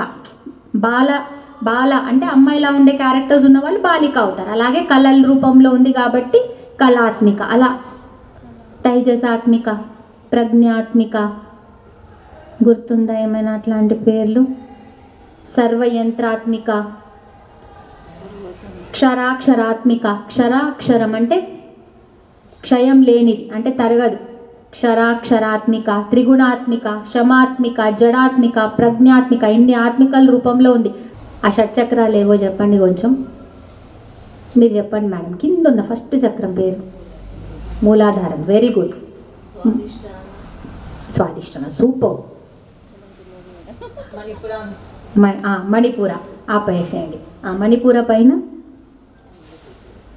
ఇక్కడ ఉండేది, హార్ట్ దగ్గర ఉండేది దహరాకాశం అన్నాము. అనాహత పైన ఏదో ఉంటుంది, అదే ఏదో దగ్గరే వస్తుంది అంట. విశుద్ధి. ఇక్కడ నుంచే మన కంఠం, అంటే ఇక్కడ నుంచే మాట వస్తుంది. మాట ఎలా ఉండాలి? ఎప్పుడు శుద్ధం, మామూలు శుద్ధం కూడా కాదు. ఎలా? విశుద్ధి. మేడం ఇక్కడ ఆజ్ఞాచక్రం. సహస్రారు ఎక్కడ ఉంటుంది? నెత్తి మీద ఉంటుంది, బ్రహ్మరంధ్రం దగ్గర ఉంటుంది అనమాట. అది. సో ఎందుకు చెప్పాను ఇవన్నీ? ఏమైనా పేర్లు అలాంటివి గుర్తున్నాయా? మూలాధారైక నిలయ, బ్రహ్మగ్రంథి విభేదిని, మణిపూరాంతరుదిత, విష్ణుగ్రంథి విభేదిని, ఆజ్ఞాచక్రాంతరాలస్థ, రుద్రగ్రంథి విభేదిని. ఇది 3 గ్రంథులు. అంటే మీకు ఇలా గేట్లలాగా ఉండవు. గేట్ ఓపెన్ చేసాం ఢామ్ లోపలికి వెళ్ళి అలా ఏం ఉండవు, ఏం కనిపించవు అక్కడ. మీ స్థితిని బట్టి చెప్పవచ్చు మీరు ఈ గ్రంథి విభేదనం జరిగింది మీకు ఇది అని. లేకపోతే కొంతమంది బాగా ఉపాసకులు ఉంటారు కదా, అంటే పెద్దవాళ్ళు, వాళ్ళు ఒక్కోసారి ఒక గ్రంథి విభేదనం నుంచి వాళ్ళ జీవాన్ని వదులుతారు. అక్కడ కాలిపోయినట్టు ఉంటుంది. కొంతమందికి ఇక్కడ పగిలిపోయి చిన్న రంధ్రం, జస్ట్ చిన్న హోల్. ఇక్కడ అనాహత దగ్గర కొంతమందికి ఏదో కాలినట్టు చిన్న డిప్లా. మీరు ఎక్కడి నుంచి వెళ్ళారు అనేది, అమ్మ ఎక్కడి నుంచైనా వెళ్ళండి అమ్మ, దయచేసి మూలాధారం నుంచి మాత్రం వెళ్ళకండి, కింద చక్రాల నుంచి వెళ్ళకండి. మీ జీవయాత్రని వదిలినప్పుడు కింద 3 వదిలేయండి, పైన 3 పట్టుకోండి. కనీసం వచ్చే జన్మలు దీనికన్నా బెటర్ జన్మైనా పట్టుకుంటారు. కానీ ఇంత తిని బాధ వచ్చిందా? మళ్ళీ కింద చక్రాల నుంచి మాత్రం వెళ్ళకండి. అంత ప్రయత్నమైనా చేద్దాం మొత్తం పై, కానీ కింద చక్రాలలోంచి మాత్రం అస్సలు జీవం వదలకండి. సరేనా? మనకేం తెలుస్తుంది అంటారా మేడం? మీరు ఇక్కడ కూర్చున్నారంటేనే ప్రయత్నం మీరు ఆల్రెడీ మొదలు పెట్టేశారు. మీకు తెలియకుండానే సూక్ష్మంగా అది నడుస్తూనే ఉంది సాధన. కాబట్టి మీరు అనుకున్నా అనుకోకపోయినా ఒకసారి మీ సాధన ముందుకు వెళ్తూ ఉంటే మీరు కింద నుంచి ఉండరు. ఇంకా అన్నీ ఇక్కడ నుంచి అని కాదు, సాధన మార్గమే మిమ్మల్ని తీసుకెళ్ళి ముందే తీసుకెళ్ళిపోతుంది. ప్రజ్ఞతో అవసరం లేదు, మీ సాధననే మిమ్మల్ని ముందుకు నడిపిస్తుంది. సో ఆజ్ఞాచక్రం దగ్గర రుద్రగ్రంథి విభేదిని అవుతుంది. అగ్ని కళలు అంటే అగ్ని కళలు 2 చోట్ల ఉంటాయి. ఎందుకంటే ఇది చెప్పాలి, మీకు అర్థమైనా అర్థమైనా వినండి, తర్వాత ఊగొట్టండి. ఊ అన్ అమ్మో అమ్మ సారీ ఆయన పాటకి ఏం లేను. మూలాధారం, మూలాధారం దగ్గర ఎన్ని కిరణాలు ఉంటాయి? 56. ఇవి అగ్నికళలమ్మ, అగ్నికళలు. మణిపూర, మణిపూర అంటే ఇక్కడ వడ్డానం కట్టుకుంటారు కదా, మణులు డింగ్ డింగ్ డింగ్ డింగ్ అని. మణిపూర, మణిపూర దగ్గర ఎంత? 56 సారీ 52. మూలాధారం దగ్గర 56. లెక్కేసుకున్నారా ఎన్న అయిందో? వదిలేసేయండి. 56 + 52 ఎంత? అబ్బాబ్బాబ్బా సూపర్, 108. అబ్బాబ్బా సూపర్, అందరు మ్యాథ్స్ పాస్. సూర్యకళలు, సూర్యకళలు అంటే పైకి వద్దాం కొంచెం. స్వాదిష్టాన, అనాహత. స్వాదిష్టాన దగ్గర 62 లెక్క పెట్టుకోండి, గుర్తుపెట్టుకోండి. అనాహత దగ్గర 54 అంటే 54. 62 + 54 ఎంత? 64 + 62 + 54 2 + 4 6 62 + 54 4 + 2 ఎంత? 116. Very good. చంద్రకళలు, చంద్రకళలు ఇక్కడ విశుద్ధి దగ్గర, ఆజ్ఞ దగ్గర. ఇక్కడ 72 అంటే 72. ఇక్కడ 64 ఎంత అయింది? 72 64 2 4 6 7 6 13 136. 3 కలిపితే ఎంత అయింది? అమ్మో 108 + 116 + 136 ఎంత అయింది? Very good, 360. అమ్మ ఏంటి? భానుమండల మధ్యస్థ, చారుమండల మధ్యగా. ఎక్కడైనా అమ్మ ఎలా? మండలం రూపంలో. మండలం అంటే ఏంటమ్మా? సర్కిల్. సర్కిల్ ఎంత? 360 degrees. అయిపోయిందా?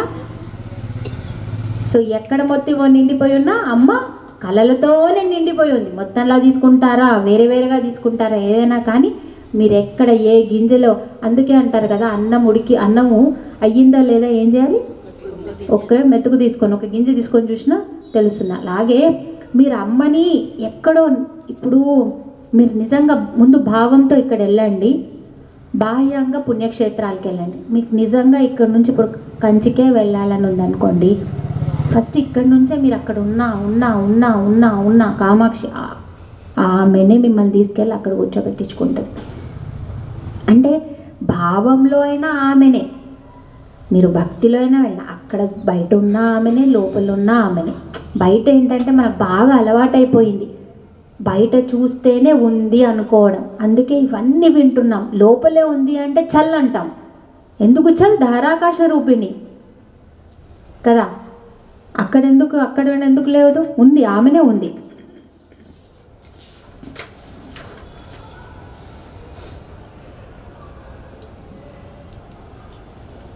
ఆ తర్వాత కళానాథ. లాస్ట్కి వెళ్ళేటప్పుడు మళ్ళీ లక్ష్మీనరసింహస్వామి ఆ పేరు అహోబిలంకి ఎలా వచ్చిందో చెప్తాను లాస్ట్ 5 నిమిషాలు. కళానాథ. సో అమ్మవారు కళాత్మిక, ఆత్మరూపంలోనే ఉండింది, అంశ రూపంలో ఉంది, దానికి నాదురాలు కూడా. అంటే ఇప్పుడు మనది ఎందుకు? అమ్మనే అంశ కదా, మళ్ళీ నాద అనే పేరు రావాలా? అవసరమా?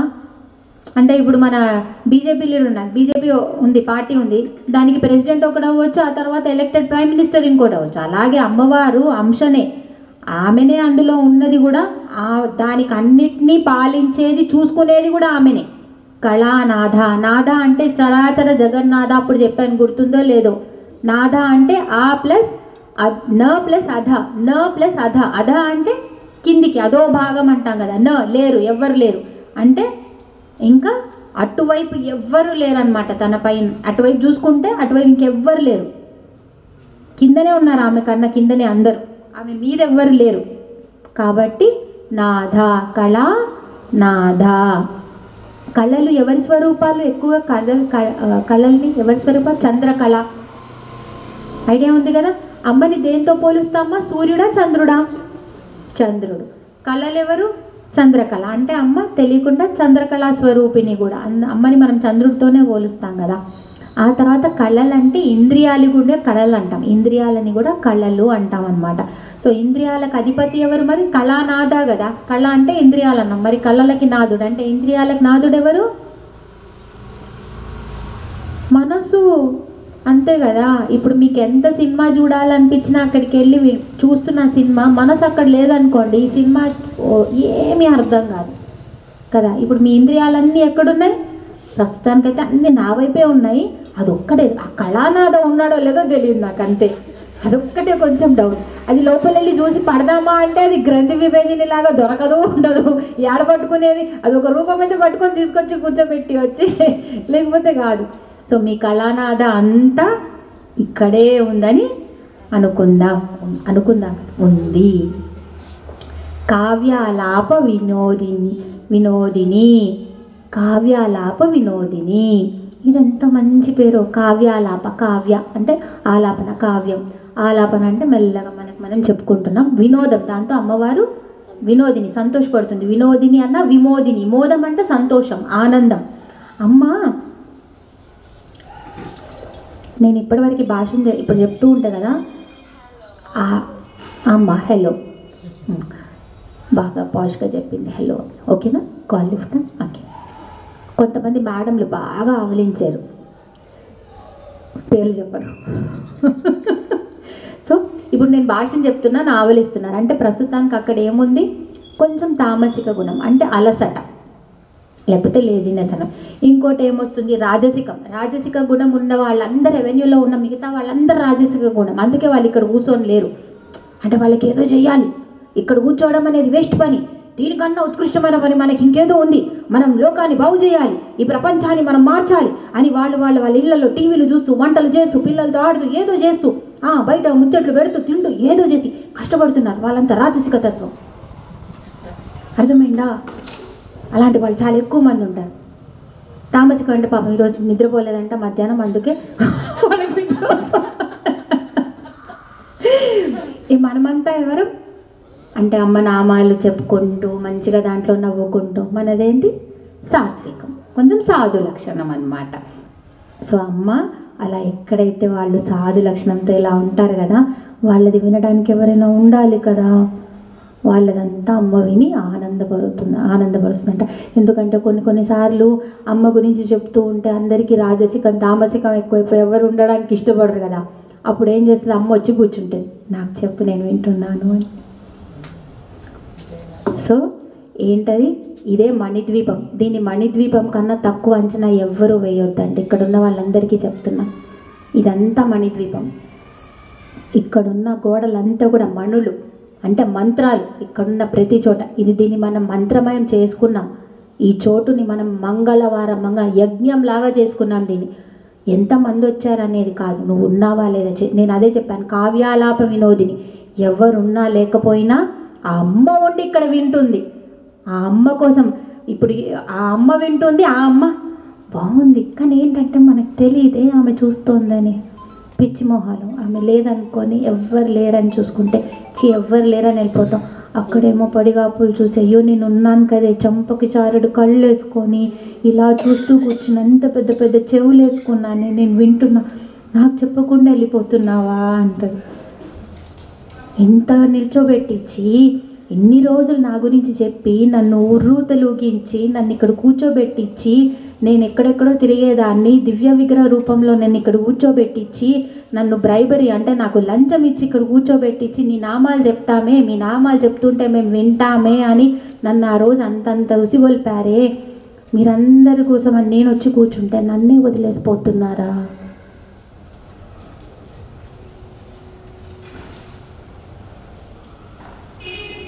ఏమో ఏమనుకుంటుందో.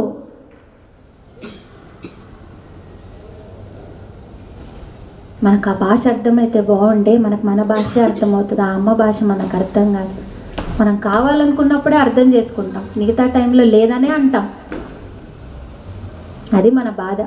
మనకిష్టానుసారంగా ఉందంటాం, మనకిష్టానుసారంగా లేదంటాం, వచ్చిన పో అంటాం. ఆమె అట్లా కాదే, కూర్చుంటుంది.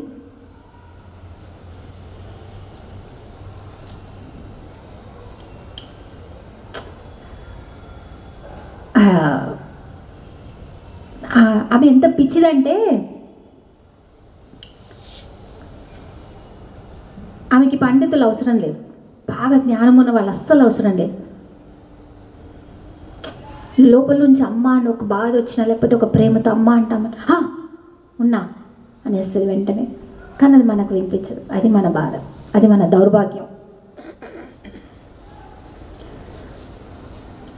అహోబిలం గుహల్లో అంట ఒక యతీశ్వరుడు ఆయన తపస్సు చేసుకుంటున్నాడు లక్ష్మీ నరసింహస్వామి గురించి. అహోబిలం అంటేనే, బిలం అంటేనే అంత గుహ, జంగల్ మొత్తం. అయితే అక్కడ తపస్సు చేసుకుంటూ ఉంటున్నాడు. అయితే అక్కడే ఉంటాడు కదా లోకల్, అంటే అక్కడే ఉండే అతను ఉంటాడు కదా. ఆయన అన్నాడు, నువ్వు ఎవరి కోసం తపస్సు చేస్తున్నావు అంటే, ఈ వీడికి ఎట్ట చెప్పే తపస్సు ఏం చేస్తున్నావు ఇక్కడ అంటే కూడా, తపస్సు అంటే కూడా వాళ్ళకి ఏం చేస్తున్నావు అంటే, నేను ఒక మనిషి గురించి వెతుకుతున్నా అన్నాడు. ఎవరు అతను నాకు చెప్పు, నేను వెతికిస్తాను. నాకు అసలు ఈ జంగల్లో ఈ అడవిలో తెలియనోడు అంటే ఎవడు లేడని చెప్పు అతని గురించి అంటే, మరి నరసింహ అవతారం కదా అదే చెప్పాడు. అయితే సింహంలా ఉంటాడు, కిందేమో ఇలా మనిషిలా ఉంటాడు, ఆయన కోసం వెతుకుతున్నా, చూడు నేను తీసుకొస్తా అన్నాడు. ఎలా ఉంటాడు, ఇలా రూపురేఖలు చెప్పాడు కదా, పేరు నరసింహ, నరసింహ నరసింహ నరసింహ నరసింహ నరసింహ నరసింహ నరసింహ. ఇంకా ఆబ్సెషన్, పిచ్చి అంటారు చూడండి, నాకు ఇది కావాలని పిచ్చి పడుతుంది చూడండి. తపస్సు ఈయన చేస్తున్నాడు, ఈయనకి ఎవరు కావాలి చెప్పు అన్నారు, ఇలా ఉంటాడని చెప్పాడు. వీడికి నరసింహ తెలీదు, స్తోత్రం తెలీదు, బ్రాహ్మణుడు కాదు, పండితుడు కాదు, ఏమి కాదు, ఓన్లీ అడవిలో ఉండే ఒకటి నరసింహ నరసింహ నరసింహ నరసింహ. అంటే ఏం పిచ్చితో అడవంతా తిరిగాడంటే, ఇప్పుడు నువ్వు నాకు ఎట్లా దొరకవు, నాకు దొరకాలి, నువ్వు దొరకు అన్నాడు. భక్తి వశ్య దొరికాడు తెలుసా నరసింహుడు. తీసుకెళ్ళి ఆ యతీశ్వరుడి దగ్గర, ఇదిగో ఈయనే కదా నువ్వు వెతుకుతున్నా, తీసుకో అన్నాడు. ఇదేంటి, నేను ఇంత తపస్సు చేస్తే నాకు దొరకను, నీకు దొరికాడు ఏంటి అంటే, నువ్వు అన్నావు కదా ఇలా ఇలా ఉంటాడని, నేను రాత్రి పగలు లేకుండా వెతికాను, ఇదిగో దొరికాడు. అంటే నువ్వు భక్తి చూయించు, వశమైపోతాడు, పాశమైపోతాడు. ఆయన మెడలో పాశం, నువ్వు ఏదైతే భక్తి పాశం వేసావో ఆయన ఇలా వేయించుకొని నీ వెనక్కి వస్తాడు. నీకు తెలియని కూడా తెలియదు వచ్చింది ఎవరో కూడా, ఎంత గొప్పవాడో కూడా. దీనికి స్తోత్రాలు కావాలా, నామాలు కావాలా? నువ్వు ఉన్నావు అని ఫస్ట్ నమ్మాలి. నువ్వు ఉన్నావు, ఎలా ఉన్నావు, పంచభూతాల్లో ఉన్నావా, ఏ రూపంలో ఉన్నావు, ఏ రూపంలో, ఆ బట్ట చిత్ శక్తి చేతన రూప, జడశక్తి జడాత్మిక. ఈరోజు నా మీద ఏదో పడబోతుంది అనుకోండి, ఏదో పైనుంచి ఏదో పడబోయింది, అడ్డుగా ఇంకేదో వచ్చి రక్షించింది, అప్పుడు అదే కదా ఆ రూపంలోనే, జడాత్మిక ఆ జడం రూపంలోనే ఉంది కదా అమ్మ, వచ్చి నన్ను కాపాడింది కదా. నాకు ప్రతిదీ మనిషి నుంచే సహాయం అందాలా? లేదు, ఏ రూపంలో అయినా వచ్చి సహాయం అందించగలిగేది, నీకు దక్కగలిగేది ఆమె ఒక్కతే. లేకపోతే మీరెవరిని అనుకుంటే వాళ్ళు, మీరు దైవాన్ని ఎలా అనుకుంటారో, ఎలా వెళ్తారో, ఏమనుకుంటారో ఆ శక్తి నన్ను అంటారు.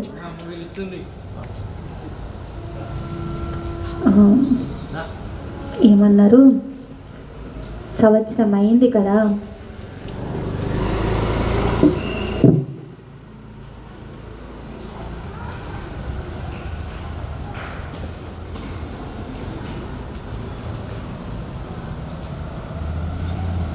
ఒక్కొక్కసారి ఎందుకు చేస్తామో తెలియదు, మీరు ఎందుకు ఇక్కడ కూర్చున్నారో తెలియదు, నేను ఎందుకు కూర్చొని చెప్తున్నానో తెలియదు. ఇది పూర్వజన్మ సుకృతమా, లేకపోతే ఈ జన్మలో ఇప్పుడు చేసుకున్న ఈ మంచితనం రేపొద్దున్న ఎక్కడ పనికొచ్చి మనకేమిస్తుందో నాకు తెలియదు. కానీ ఆమె, మీరు ఎలా ఉంటుందంటే, బయటికి వెళ్ళి ఎన్ని పనులు చేసినా మన పిల్లలు అంట సంసారం లోపలికి వెళ్ళిపోతే వేరైపోతారు. ఇప్పుడు మీకే 3 పిల్లలు ఉన్నారనుకోండి మేడం, మీరు ఇంటి నుంచి బయటికి వెళ్ళిన తర్వాత ఒక పిల్లాడు డాక్టర్, ఒక పిల్లాడు ఇంజనీరింగ్, ఇంకో పిల్లాడు ఇంకేదో ఎంబీఏ చేస్తే అందరూ ఒక దగ్గరే వెళ్తారా? ఒక్కొక్కరు వేరవుతారు. సాయంత్రం వేసాక అందరు ఇంటికి వస్తారా? ఈ అమ్మ పిల్లలందరూ ఈ ఇంటికి వచ్చారు. ఉదయం అయితే వేరే వెళ్ళిపోతున్నామేమో, ఎవరి దారిన వెళ్తున్నామేమో, మీరు వేరు, ఎవ్వరం వేరు. సాయంత్రం అయితే అమ్మ గుటికి చేరుకుంటామే. అలా ఎక్కడెక్కడో మీ ఊరేంటి, మీ పేరేంటి, మీరు ఏ కులం, మీరు ఏ జాతి, మీరు ఎక్కడి నుండి వచ్చారు, మీరేంటి, ఎవరు, ఏం సంబంధం, ఈరోజు అందరూ ఇక్కడ కూర్చొని వింటున్నాం. మనమందరం అమ్మ పిల్లలమనే ఒకే ఒక్క అర్హత కదా మనల్ని ఈరోజు ఇక్కడ కూర్చోబెట్టిస్తోంది. ఆమె ఎవరిని ఇంటికి రమ్మని చెప్తుందిరా? పక్కింటి పిల్లాడైతే సాయంత్రం అయితేనే, రాత్రి అయితేనే మీ ఇంటికి వెళ్ళమ్మా అంటది. మీ అమ్మ వెయిట్ చేస్తుంది, మీ ఇంటికి వెళ్ళండి. తన పిల్లల్ని తన ఇంటికి రమ్మంటది. మీరందరు ఎవరు? మనమందరం ఎవరు? అందుకే ఇంతమంది పిల్లల్లో ఈ పిల్లలే ఎందుకు ఇక్కడ కూర్చున్నారు? మీరు ఆ అమ్మ దగ్గరికి చేరుకుంటారు, ఆ అమ్మ గూటికి చేర్చుకుంటోంది.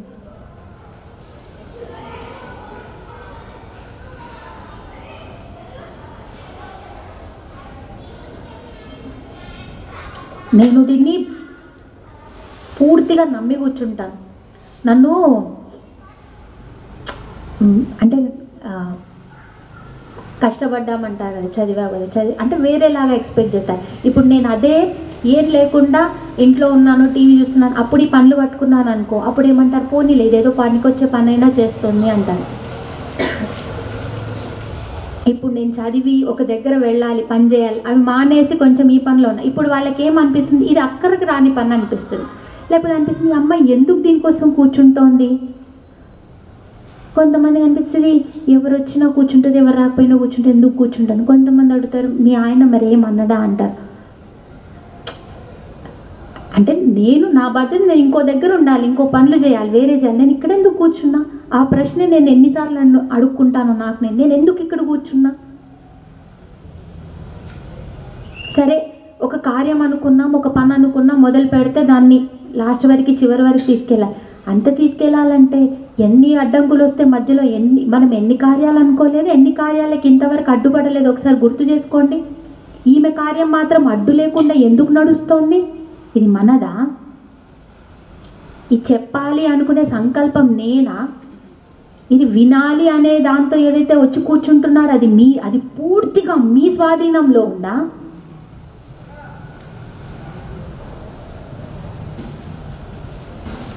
మీ వెనక ఏముండిందో, ఏ చరిత్ర ఉండిందో, ఇక్కడ వరకు వచ్చి ఈమె దగ్గర కూర్చునేది మనలో ఎవ్వరికీ తెలియదు, కానీ ఆమెకి తెలుసు.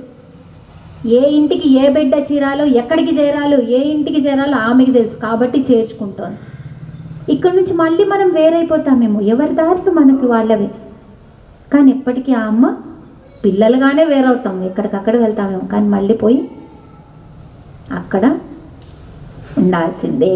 సో ఇది మణిద్వీపం అనమాట. ఇక్కడ మణిద్వీపం, ఇది మణిద్వీపం. మణిద్వీపం కన్నా తక్కువ అనుకుంటే మాత్రం ఎవరిని ఊరుకోను. ఇది మణిద్వీపం చెప్తున్నా. అక్కడ చూడండి, కదంబ వనవాసిని, వృక్షాలు, బనానా ట్రీ అన్నీ సరిపోతున్నాయి. హైబిస్ అంటే అన్నీ కదంబ కుసుమప్రియ ఏం లేదు.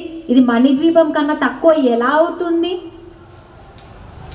సుధాసాగర మధ్యస్థ అన్నీ ఇక్కడే ఉన్నాయి, మొత్తం ఇక్కడే ఉంది. దీనికి తక్కువ ఏం లేదు. ఈమె ఎక్కడైతే వెలిసిందో అవన్నీ చూసుకొని వెలిసింది. ఊరికేనే వెలవలేదు ఇక్కడికి, ఊరికేనే ఆమె అమ్మ కూర్చోలేదు. సో ఇక్కడ ఎవరు వస్తున్నారు? వసిన్యాది వాగ్దేవతలు వస్తున్నారా ప్రతివారం? వాళ్ళే కదా అమ్మ స్తోత్రాలు చెప్తున్నారు. సరస్వతీదేవి వీణ, ఆమె కూడా వాయిస్తోంది. దేవస్థుతి, వేదాలే గానం చేస్తున్నాయి. ఆమె స్తోత్రప్రియ, స్తోత్రాలంటే ఇష్టం. అందుకే ప్రతి శుక్రవారం చేస్తూనే ఉన్నారు. సామగాన ప్రియ, ఇష్టం, చేయించుకుంటోంది. వీరగోష్ఠి ప్రియ, వీరగోష్ఠి, వీరులు అంటే ఎవరు? ఆమె గురించి మాట్లాడే వాళ్ళు వీరులు. గోష్ఠి అంటే కలిసి మాట్లాడేది. మనం ఏం వీరగోష్ఠి ప్రియ చేసుకోవట్లేదు. మీ సౌందర్యలీరు చెప్తున్నారు, అందరం 10 మంది కలిసి చెప్తే అమ్మ గురించే మాట్లాడుకుంటున్నాం. ఇంకేదైనా మాట్లాడుకున్నా ఈమెకేం చేయాలి, ఎట్లా చేయాలి, ఏం చేయాలి? వీరగోష్ఠి ప్రియానే కదా అది. ఈ చోటు ఏమైనా మణిద్వీపం కన్నా తక్కువ? నేను అనుకోను.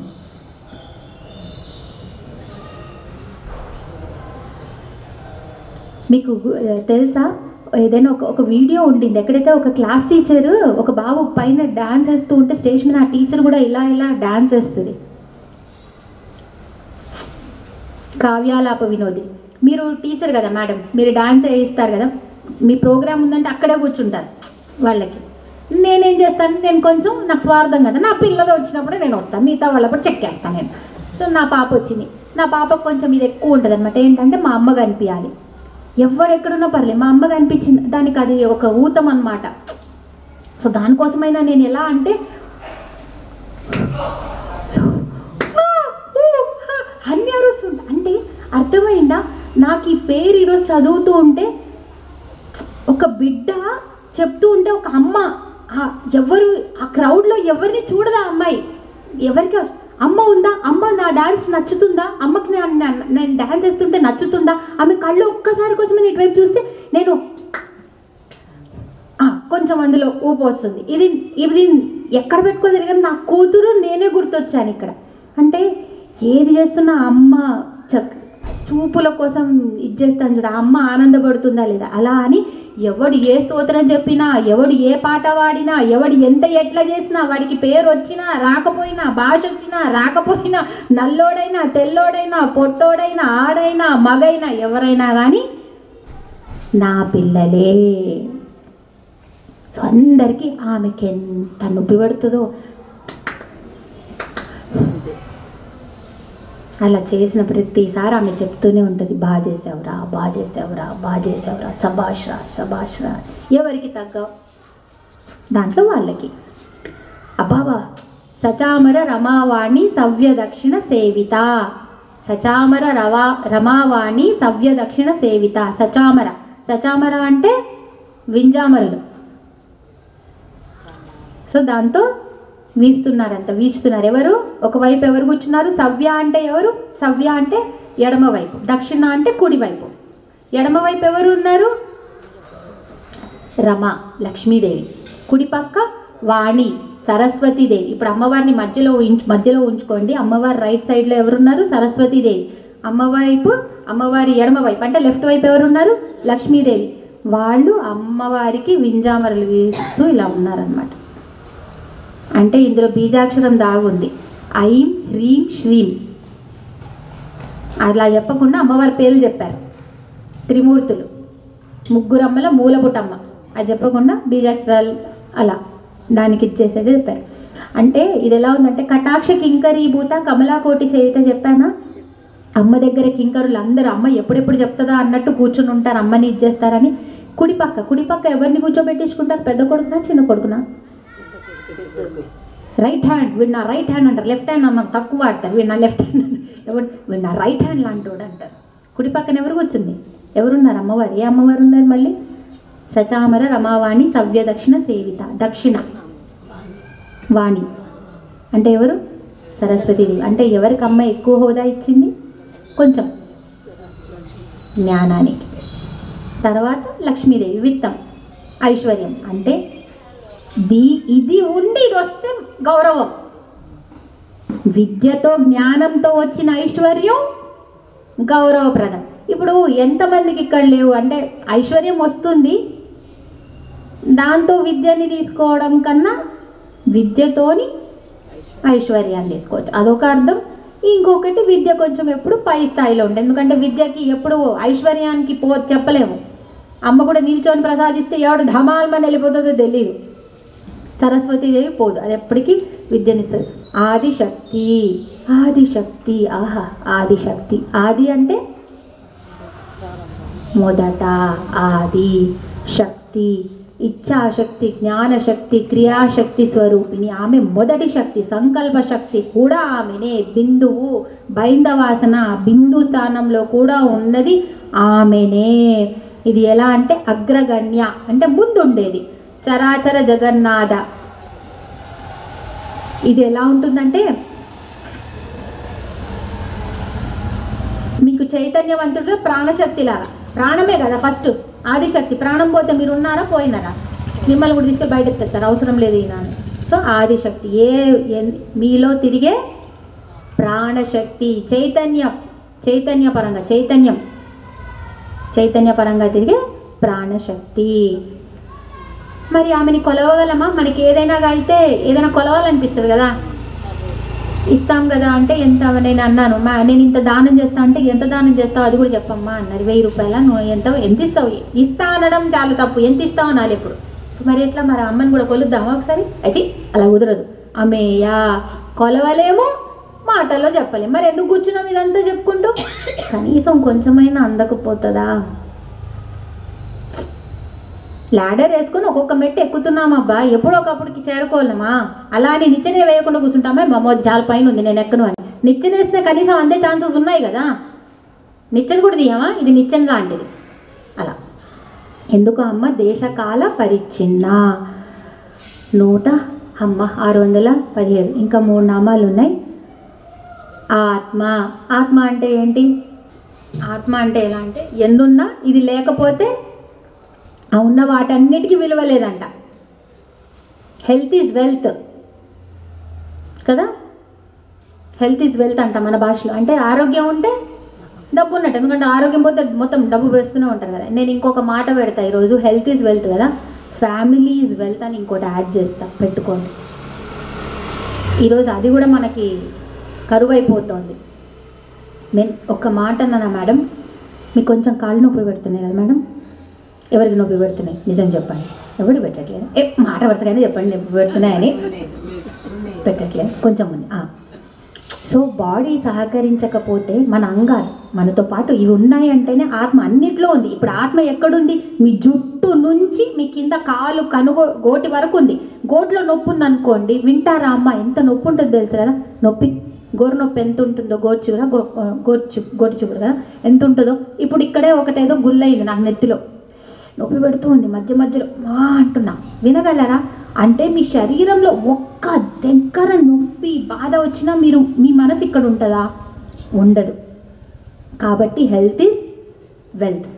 Next family. అమ్మ మీ శరీరానికి మీ అంగాలు ఎలాగో మీరు ఇక్కడ వచ్చి కూర్చుంటున్నారంటే తెలుసో తెలియకో మీ ఫ్యామిలీ అంతా మీకు కోఆపరేట్ చేస్తుంది, సహకరిస్తుంది, అందుకే ఇక్కడ ఉన్నారు. కాబట్టి ఫ్యామిలీ ఈజ్ వెల్త్ మనకి. దాని సహకారం లేకుండా, అందుకే అంటారు తెలుసా, గ్రహ బాధలు అంటే ఎలా ఉంటాయి తెలుసా? గ్రహాలంటే ఎలా ఉంటాయి? రెండింటికే ఉంటాయమ్మా. ఒకటి మీ శరీరానికి, మీ శరీరంలో రోగం రూపంలోనో ఆది వ్యాధి రూపంలోనో, ఇంకోటి మీ ఇంట్లో. ఇప్పుడు సూర్యగ్రహం బాగాలేదు, శనిగ్రహం ఉంది, ఆ ఇంట్లో తండ్రి కొడుకులకి పడదు, అయిపోయానా? ఎందుకంటే ఇంట్లో బాగాలేదనుకోండి, బయట ఏమేళ్ళు ఉద్ధరిస్తాం? బాగాలేదు. కాబట్టి గ్రహాలు అనేవి మీ ఇంట్లో మీ ఒంట్లో ఈ రెండు ఉంటే, ఈ గ్రహాలు అనేవి ఈ రెండు చోట్ల బాగుండాలి, ఇంట్లో ఒంట్లో. ఇది చాలా ఇంపార్టెంట్ అన్నమాట. సో అమ్మ ఆత్మ అంటే ఎన్ని ఉన్నా ఇది లేకపోతే, ఎన్ని ఉన్నా విలువలేదు. ఇది ఒక్కటి లేకపోతే ఎన్ని ఉన్నా వాటన్నిటికి విలువలేదు. ఇది ఎలా తెలుసా? అప్పుడే పుట్టిన బిడ్డకి తల్లి ఎలాంటిదో అలాంటిది. అప్పుడే పుట్టిన బిడ్డకి, లేకపోతే ఒక నెల 2 నెలల బిడ్డకి మీరు ఆట వస్తువులు ఇస్తారా? మీరు పాన్పులు ఇస్తారా? మీరు స్వెటర్లు ఇస్తారా? మీరు లేకపోతే ఎక్కడ తీసుకెళ్తారా? ఏం చేస్తారా? ఆ బిడ్డకు కావాల్సింది తల్లి ఒక్కతే. మీరేం తీసుకురావాల్సిన అవసరం లేదు, తల్లిని ఒక్కదాన్ని తీసుకురండి. మీరు భూమి మీద కాదు కదా, వాడిని ఐస్ గడ్డలైనా పడేయండి, మంచు గడ్డలైనా పడేయండి, దుప్పటి లేకుండా అయినా పడేయండి, ఎండలో పడేయండి, ఏడైనా పడేయండి, తల్లి ఉంటే చాలు. వాడికి ఇంకేం అవసరం లేదు. ఆ తల్లి అయ్యో నా బిడ్డకి ఇవేం లేవేమన్నా తల్లి ఆలోచిస్తుందేమో కానీ బిడ్డ ఆలోచించడు. బిడ్డకు కావాల్సింది తల్లి మాత్రమే. సో అలా ఏదైతే మనకి కావాలో, ఏది లేకపోతే, ఎన్నున్నా అది లేకపోతే నడవదో అది ఆత్మ. పరమ ఆత్మ ఎలా ఉందంట? సర్వోత్కృష్టం అంట. అది ఎవరికి అందుతుంది? బ్రహ్మవేత్తలకే. ఇంకోటి అది పరమ అంటే ఆకాశాన్ని కూడా పరమ అంటారు. అంటే అన్ని ఆకాశంలోనే ఉన్నాయి, కానీ ఆకాశానికి ఇవేమంటావు? ఎలా? మన సినిమా స్క్రీన్ లాగా అన్ని స్క్రీన్ ఎంత రీల్ ఉన్నా ఎంత సినిమా తీసినా స్క్రీన్ మీద వేయాల్సిందే కదా, స్క్రీన్ ఉండాలి కదా. స్క్రీన్ రాగానే అంత పడుతుంది, తర్వాత రీల్ తీసేస్తాం. స్క్రీన్కి ఏమైంది? స్క్రీన్కి ఏమండాలి? ఏమైనా అంటే ఆ సినిమాలో చూపించిన రక్తపు మరకలన్నీ స్క్రీన్ మీద పడ్డాయా? కలర్లు ఏమైనా స్క్రీన్ కంటినాయా? ఏమంటలేదు. అంతే, స్క్రీన్కి ఏం సంబంధం లేదు. అన్ని అది ఉంది కాబట్టి ఇవంతా వచ్చినాయి, సినిమా అంతా నడిచింది. కానీ స్క్రీన్కి దీంతో ఏం సంబంధం లేదు. అంటే సుఖం లేదు, దుఃఖం లేదు, నువ్వేదో నన్ను కొలుస్తున్నావు ఏం లేదు. నీ కర్మానుసారంగానే నీకు ఫలితం దొరుకుతుంది, కానీ ఏదో పెద్దగా చేసిందేం లేదు. నేను సాక్షిభూతంగానే చూస్తాను నేను, కానీ నీ ఆత్మశక్తి, నీ ప్రాణశక్తిని మాత్రం నేనే. నా ఉనికితోనే నువ్వు ఉన్నావు, కానీ నేను నీకు అంటాను. పావనాకృతి అయిపోయిందమ్మా. 2 నామాలు చెప్పండి, 5 నిమిషాల్లో వచ్చేస్తాను. అయ్యో మంచిగా చెప్పండి, పర్లేదు గట్టిగా చెప్పండి. మీ పాప అయినా చెప్పాలమ్మా. Family is wealth. ఇప్పటి నుంచి యాడ్ చేసుకోండి, ఎక్కడైనా పెట్టండి మేడం క్యాప్షన్ వస్తే ప్లీజ్. ఇక్కడ హెల్త్ ఈజ్ వెల్త్, కింద ఫ్యామిలీ ఈజ్ వెల్త్, సరేనా? పావనాకృతి. మరి అమ్మ ఏదో ఒక రూపం చెప్పాను కదా, మనలాంటి వాళ్ళకి ఆమె ఏ రూపంలో వస్తే, ఇప్పుడు నాకు పాము రూపంలో, ఇప్పుడు ఇక్కడ ఒక పాము వచ్చింది అనుకోండి, మీరు ఎంతమంది ఏడనే ఇలాగే కూర్చుంటారో చెప్పండి. దొరికిందే దొరకు, ఎవరిని తొక్కుతున్నావో దేన్ని తొక్కుతున్నావో తెలియకుండా కనీసం ఒక్కళ్ళందరూ ఒక దారిలో కూడా పరిగెట్టారు, ఒకళ్ళు అట్టే ఒకళ్ళు ఇట్టేస్తారు. అంటే మీకు అమ్మ కావాలంటే మీకు నచ్చిన ఆకృతిలో రావాలి, అప్పుడే ఆమె పావనం. లేకపోతే అమ్మో ఇదేదో దుష్టశక్తి లాగా ఉండే అంటే మీకోసం మళ్ళీ మిమ్మల్ని భయపెట్టకుండా ఒక మంచి ఆకృతి, పావనాకృతి. పావన అంటే పవిత్రత, అలాంటి ఆకృతి. ఏంటి ఆకృతులు? అమ్మ మూల ప్రకృతి. ఇది ఏ యుగం అమ్మ? కలియుగం. మనకి ఎన్ని యుగాలు? 4 కదా. ఫస్ట్ది సత్యయుగం, ఇంకో పేరు సత్యయుగం, కృతయుగం, తర్వాత త్రేతాయుగం, తర్వాత ద్వాపరయుగం, తర్వాత కలియుగం. కృతయుగం అంటే ఏంటి? ప్రకృతి. అందుకే చెప్తున్నా కృతయుగం. అక్కడ అన్నీ చేసేసి ఉన్నాయి ఆల్రెడీ, మీరేం ఎక్స్ట్రా చేయాల్సిన అవసరం లేదు. ఇల్లు కూడా కట్టాల్సిన అవసరం, అన్నీ కట్టేసి ఉన్నాయి. మీరు అడేం చేయాలి? సాధన. అంటే అన్నం మీకు ఆకలి కూడా వేయదు, ఆకలి లేదు, దాహం లేదు, ఇల్లు లేదు, బట్టలు ఏదో అవసరం లేదు. అంటే ఆల్రెడీ అంతా చేసేసింది. అది ప్రకృతి. అమ్మ మూల ప్రకృతి అంటే ఆల్రెడీ అంతా చేసేసింది. మనం కలియుగం. కలియుగం ఏంటి? కర్మయుగం. అంటే కర్మ చేస్తే కానీ మీకేం దొరకదు. మీకు ఇల్లు కావాలా? కష్టపడండి. మీకు అన్నం కావాలా? కష్టపడండి. మీకు నిద్ర కావాలా? కష్టపడండి. కష్టపడండి. ఒళ్ళు వచ్చకపోతే నిద్ర రాదు. అలాగే ఇది ఏంటి? కలియుగం. సో కర్మఫలం, కర్మ చేస్తే కానీ రాదు. అంటే మీ కాళ్ళు చేతులు పనిచేయాలి. ప్రకృతి. ప్రకృతి అమ్మ మూల ప్రకృతి. అంటే అమ్మ ఎలా అంటే జంగుల్, ఫారెస్ట్, జంగుల్. మనం కలియుగం ఏంటి? మనం జంగుల్ పార్క్. ఎప్పుడైనా విన్నారా? అంటే నేనే పేరు పెట్టా, జంగుల్ పార్క్. అంటే పార్క్ విచ్ మిమిక్స్ జంగుల్. అర్థమైందా? మనం ఆమెని ఏం చేయించలేము, ఆమెలాగా ఏం చేయలేము. కాబట్టి మనం ఏం చేస్తాం? దాన్ని జంగుల్ పార్క్ అంటాం. పార్క్ ఎవరు చేశారు? మనం చేశాం. జంగుల్ ఎవరు? అడవి ఎవరు చేశారు? ఏమి అడవి మీరు పెట్టారా మేడం? అడవులు చెట్లు ఏమైనా లేదు కదా. అడవిలో పోవాలంటేనే టెన్షన్. మరి అడవిని రోజు ఎవరు క్లీన్ చేస్తారు? అయ్యో ఎవరినైనా పెట్టియాల్సింది కదా అడవిని. ప్రకృతా? జంగల్ పార్క్ మాత్రం మనమే మనోళ్ళని పెట్టి చేయించాలి కదా. అది తేడా అన్నమాట. ప్రకృతి, ఆమె చేసిన ప్రకృతికి మనం చేసుకున్న ఏమైనా పేరు. సో అంటే అమ్మ ఎంత బాగా చేసిందంటే, ఒక జంగల్ని అనుకోండి, మీరు జంగల్లో ఏది క్లీన్ చేయాల్సిన అవసరం లేదు. రోజుకు రోజు అవే క్లీన్ అయిపోతాయి. పండ్లు వస్తూ ఉంటాయి, పూలు వస్తూ ఉంటాయి, అవే పోతాయి. ఎవరిని తినాలి? మరి ఆ డెడ్ బాడీలు ఎక్కడ వెళ్ళిపోతున్నాయి? ఎవరిని ఏమైనా దహన సంస్కారాలు చేస్తున్నారా? ఏమైనా పండ్లు, పూలు, పక్షులు, పెద్ద పెద్ద జంతువులు అన్ని రకాలు ఉంటాయి, చిన్న క్రిమి కీటకాలు ఉంటాయి. వీటన్నిటిని ఎవరు చూసుకుంటున్నారు?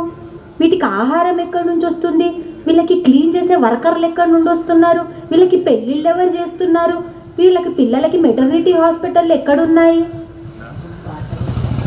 వీళ్ళకి చనిపోతే వైకుంఠధామ్ ఎక్కడుంది? ఏడుంది? లేదు. మనకి హాస్పిటల్ కావాలి, వైకుంఠధామ్ కావాలి కదా. సో అది ఆమె అంతా చేసి రెడీగా పెట్టేసింది. అది మూల ప్రకృతి. ప్రకృతి పావనాకృతి, ఆకారం మళ్ళీ మూల ప్రకృతి. మంగళాకృతి మళ్ళీ ఆమె చేసిన దానిలో అమంగళం అనేది ఏం లేదు. అంటే ఓకే సరే, ఎలుకొచ్చి పిల్లొచ్చి ఎలుకని తింటుంది, అది ఈకోసిస్టమ్, అది అట్లాగే ఉండాలి, బ్యాలెన్స్. అందుకే హర్బివోర్, కార్నివోర్ అందరిని తీసుకొచ్చు. కానీ అదేంటి? అది మెయింటైన్ చేయడానికి మంగళాకృతి. ఆమె ఏది చేసినా అది మంగళమే ఉంటుంది, అందులో అమంగళం అనేది ఉండదు. ఈ సృష్టిలో బాగా అందంగా ఉన్నవి రెండు, ఒకటి ప్రకృతి, రెండోది స్త్రీ. ఆ అలంకరణ, ప్రకృతి అలంకరణ, మళ్ళీ తర్వాత స్త్రీతత్వం. అంటే ఒక అమ్మాయికి అలంకరిస్తారు చూడండి, అమ్మాయి ఇలా నడుస్తూ ఉంటే అన్నీ పెట్టేసుకొని నడుస్తుంటే ఎంత అందంగా అనిపిస్తుంది. ఈ రెండే ఉంటాయి అలంకారప్రాయంగా, ప్రకృతి, ఆడబిడ్డ. అందుకే దుష్టులు పోయి ఏం చేస్తారు తెలుసా, ప్రకృతిని నాశనం చేస్తారు. చెప్తున్నా, ఎవరైతే ఆడపిల్లలని ఇబ్బంది పెడతారో, ప్రకృతిని ఇబ్బంది పెడతారో వాళ్ళంతా దుష్టులే. ఆడపిల్లల్ని బాగా చూసి ప్రకృతితో ఆడుకుంటా అంటే వాళ్ళు కూడా అమ్మతో ఆడుకుంటున్నట్టే, వాళ్ళు కూడా దుష్టులతో సమానమే. ఇంకా వేరే పేర్లు చెప్పదలుచుకోలేదు కాబట్టి ఇదే పేరుతో చెప్పి ఆపేస్తున్నా. ఎందుకంటే ప్రకృతి అమ్మ స్వరూపం. ఆమెని ఎక్కడెక్కడైతే కొడుతున్నారో, ఆమెని ఎక్కడ పడితే అక్కడ, ఎందుకు ఇప్పుడు ఎవెన్యూలో ఏడబడితే అక్కడ మీరు గ్లాసులు వేసినా, మగ్గులు వేసినా, తిన్నది అక్కడే వదిలేసిపోయినా, ఇవన్నీ కూడా దాని కిందే వస్తాయి. ఎవడో ఎందుకు చేయాలి? మనది మనం చేసుకోలేమా? మనది మనం చేసుకుంటే మనకి ఇంకోడు వచ్చి చెప్పాల్సిన అవసరం మనకుందా? అంతవరకు తెచ్చుకుంటామా? అందుకే దండనీతి వేస్తుంది బెత్తం వేసి. అనేక కోటి బ్రహ్మాండ జనని, అందరికీ అమ్మనే. పుట్టు పూర్వతరాలన్నీ ఎవరి చేతిలో ఉన్నాయి? జాతకాలన్నీ తారాకాంతి తిరస్కారి నాసాభరణం. వెరీ గుడ్, అంతా అమ్మ చేతిలోనే ఉన్నాయి. ఇప్పుడు మనం ఎలా మన పిల్లల్ని కంటున్నామో, ఒక్కొక్కరికి ఒక్కొక్క ముక్కు ఉందో, నోరు ఉంది, ఒక రకంగా కళ్ళు ఉన్నాయి, అంతా వేరే ఉందో. అమ్మ కూడా ఈ బ్రహ్మాండం నుంచి ఎవరిని తీస్తుంది? మనువుల్ని తీసింది, దిక్పాలకులను తీసింది, దేవతలను తీసింది, గ్రహాలను తీసింది, తారలను తీసింది, సమస్త జీవజాలాలు అందరినీ బయటికి వేస్తూనే ఉంది. ధడాం ధడాం ధడాం బ్రహ్మాండం. ఎంత పెద్ద పొట్టో అది.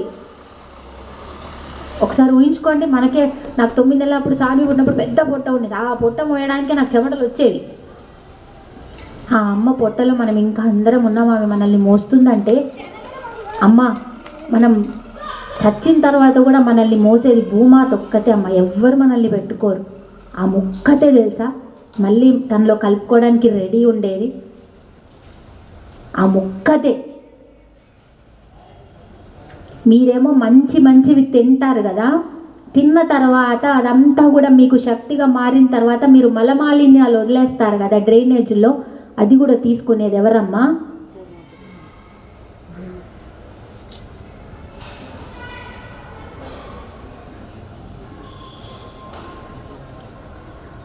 మన పొట్టలా పెట్టుకోలేము. అంటే ఆమె ఎంత సాక్రిఫైస్ అంటారు చూడండి. ఏం అమ్మదనం అది. మంచి అంతా నీదా, మలినమంతా ఆమెకా?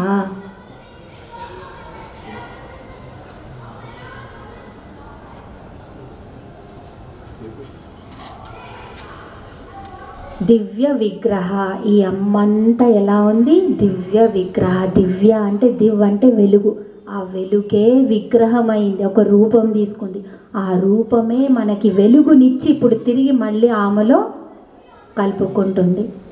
601వ నామం ధరాందోళిత దీర్ఘాక్షి. ధర అంటే కొద్దిగానే, సరేనా, చిన్నగా అరివిరిసిన. ఆందోళిత అంటే ఇక్కడ ఆందోళన కాదు, చలించే అంటే కదిలేదనమాట. దీర్ఘ అంటే చాలా దూరం వరకు. అక్షి అంటే కళ్ళు చూసేది. అమ్మవారి కళ్ళు ఎలా చాలా దూరం వరకు చూస్తుంది. దూరం అంటే ఎలా? భూత భవిష్యత్ వర్తమాన కాలాలు మొత్తం ఒక రోజులో అంత త్రికాలాలు ఇవన్నీ కూడా అమ్మ చూసుకుంటూ ఉంటుంది. మళ్ళీ దారి చూయించే వాళ్ళకి ఎవరికి? మృగాక్షి అయి మీకు దారి చూయించే దేవత త్రినయన అంటే అగ్నిస్వరూపము, సూర్యస్వరూపము, చంద్రస్వరూపం, ఇవన్నీ కూడా అమ్మవారే. వక్త్రలక్ష్మి పరివాహ చలన్మీనాభ లోచన అన్నాం కదా. అమ్మవారి ముఖ సముద్రంలో 2 కళ్ళు, అమ్మవారి 2 కళ్ళు చేపల్లాగా తిరుగుతూ ఉన్నాయంట. సో అమ్మ కటాక్ష కింకరీభూత కమలాకోటి సేవిత అంటే అమ్మ కళ్ళు ఎప్పుడు చూస్తూ ఉంటాయి. ఎప్పుడెప్పుడు వీడికి అనుగ్రహిద్దామా, ఎప్పుడెప్పుడు వీడికి అనుగ్రహిద్దామా అన్నట్టు ఆ చూపులు ఎప్పుడు చూస్తూ ఉంటాయి. కానీ మనం పోయి ఆ కళ్ళ రాడర్లో పడతామా లేదా అనేది మన ఇష్టం. మనం ఇలా చూపించకుండా వీపు చూపిస్తే అమ్మ మాత్రం ఏం చేయగలదు? కాబట్టి అది దాని అర్థం. ఓం శ్రీమాత్రే నమః.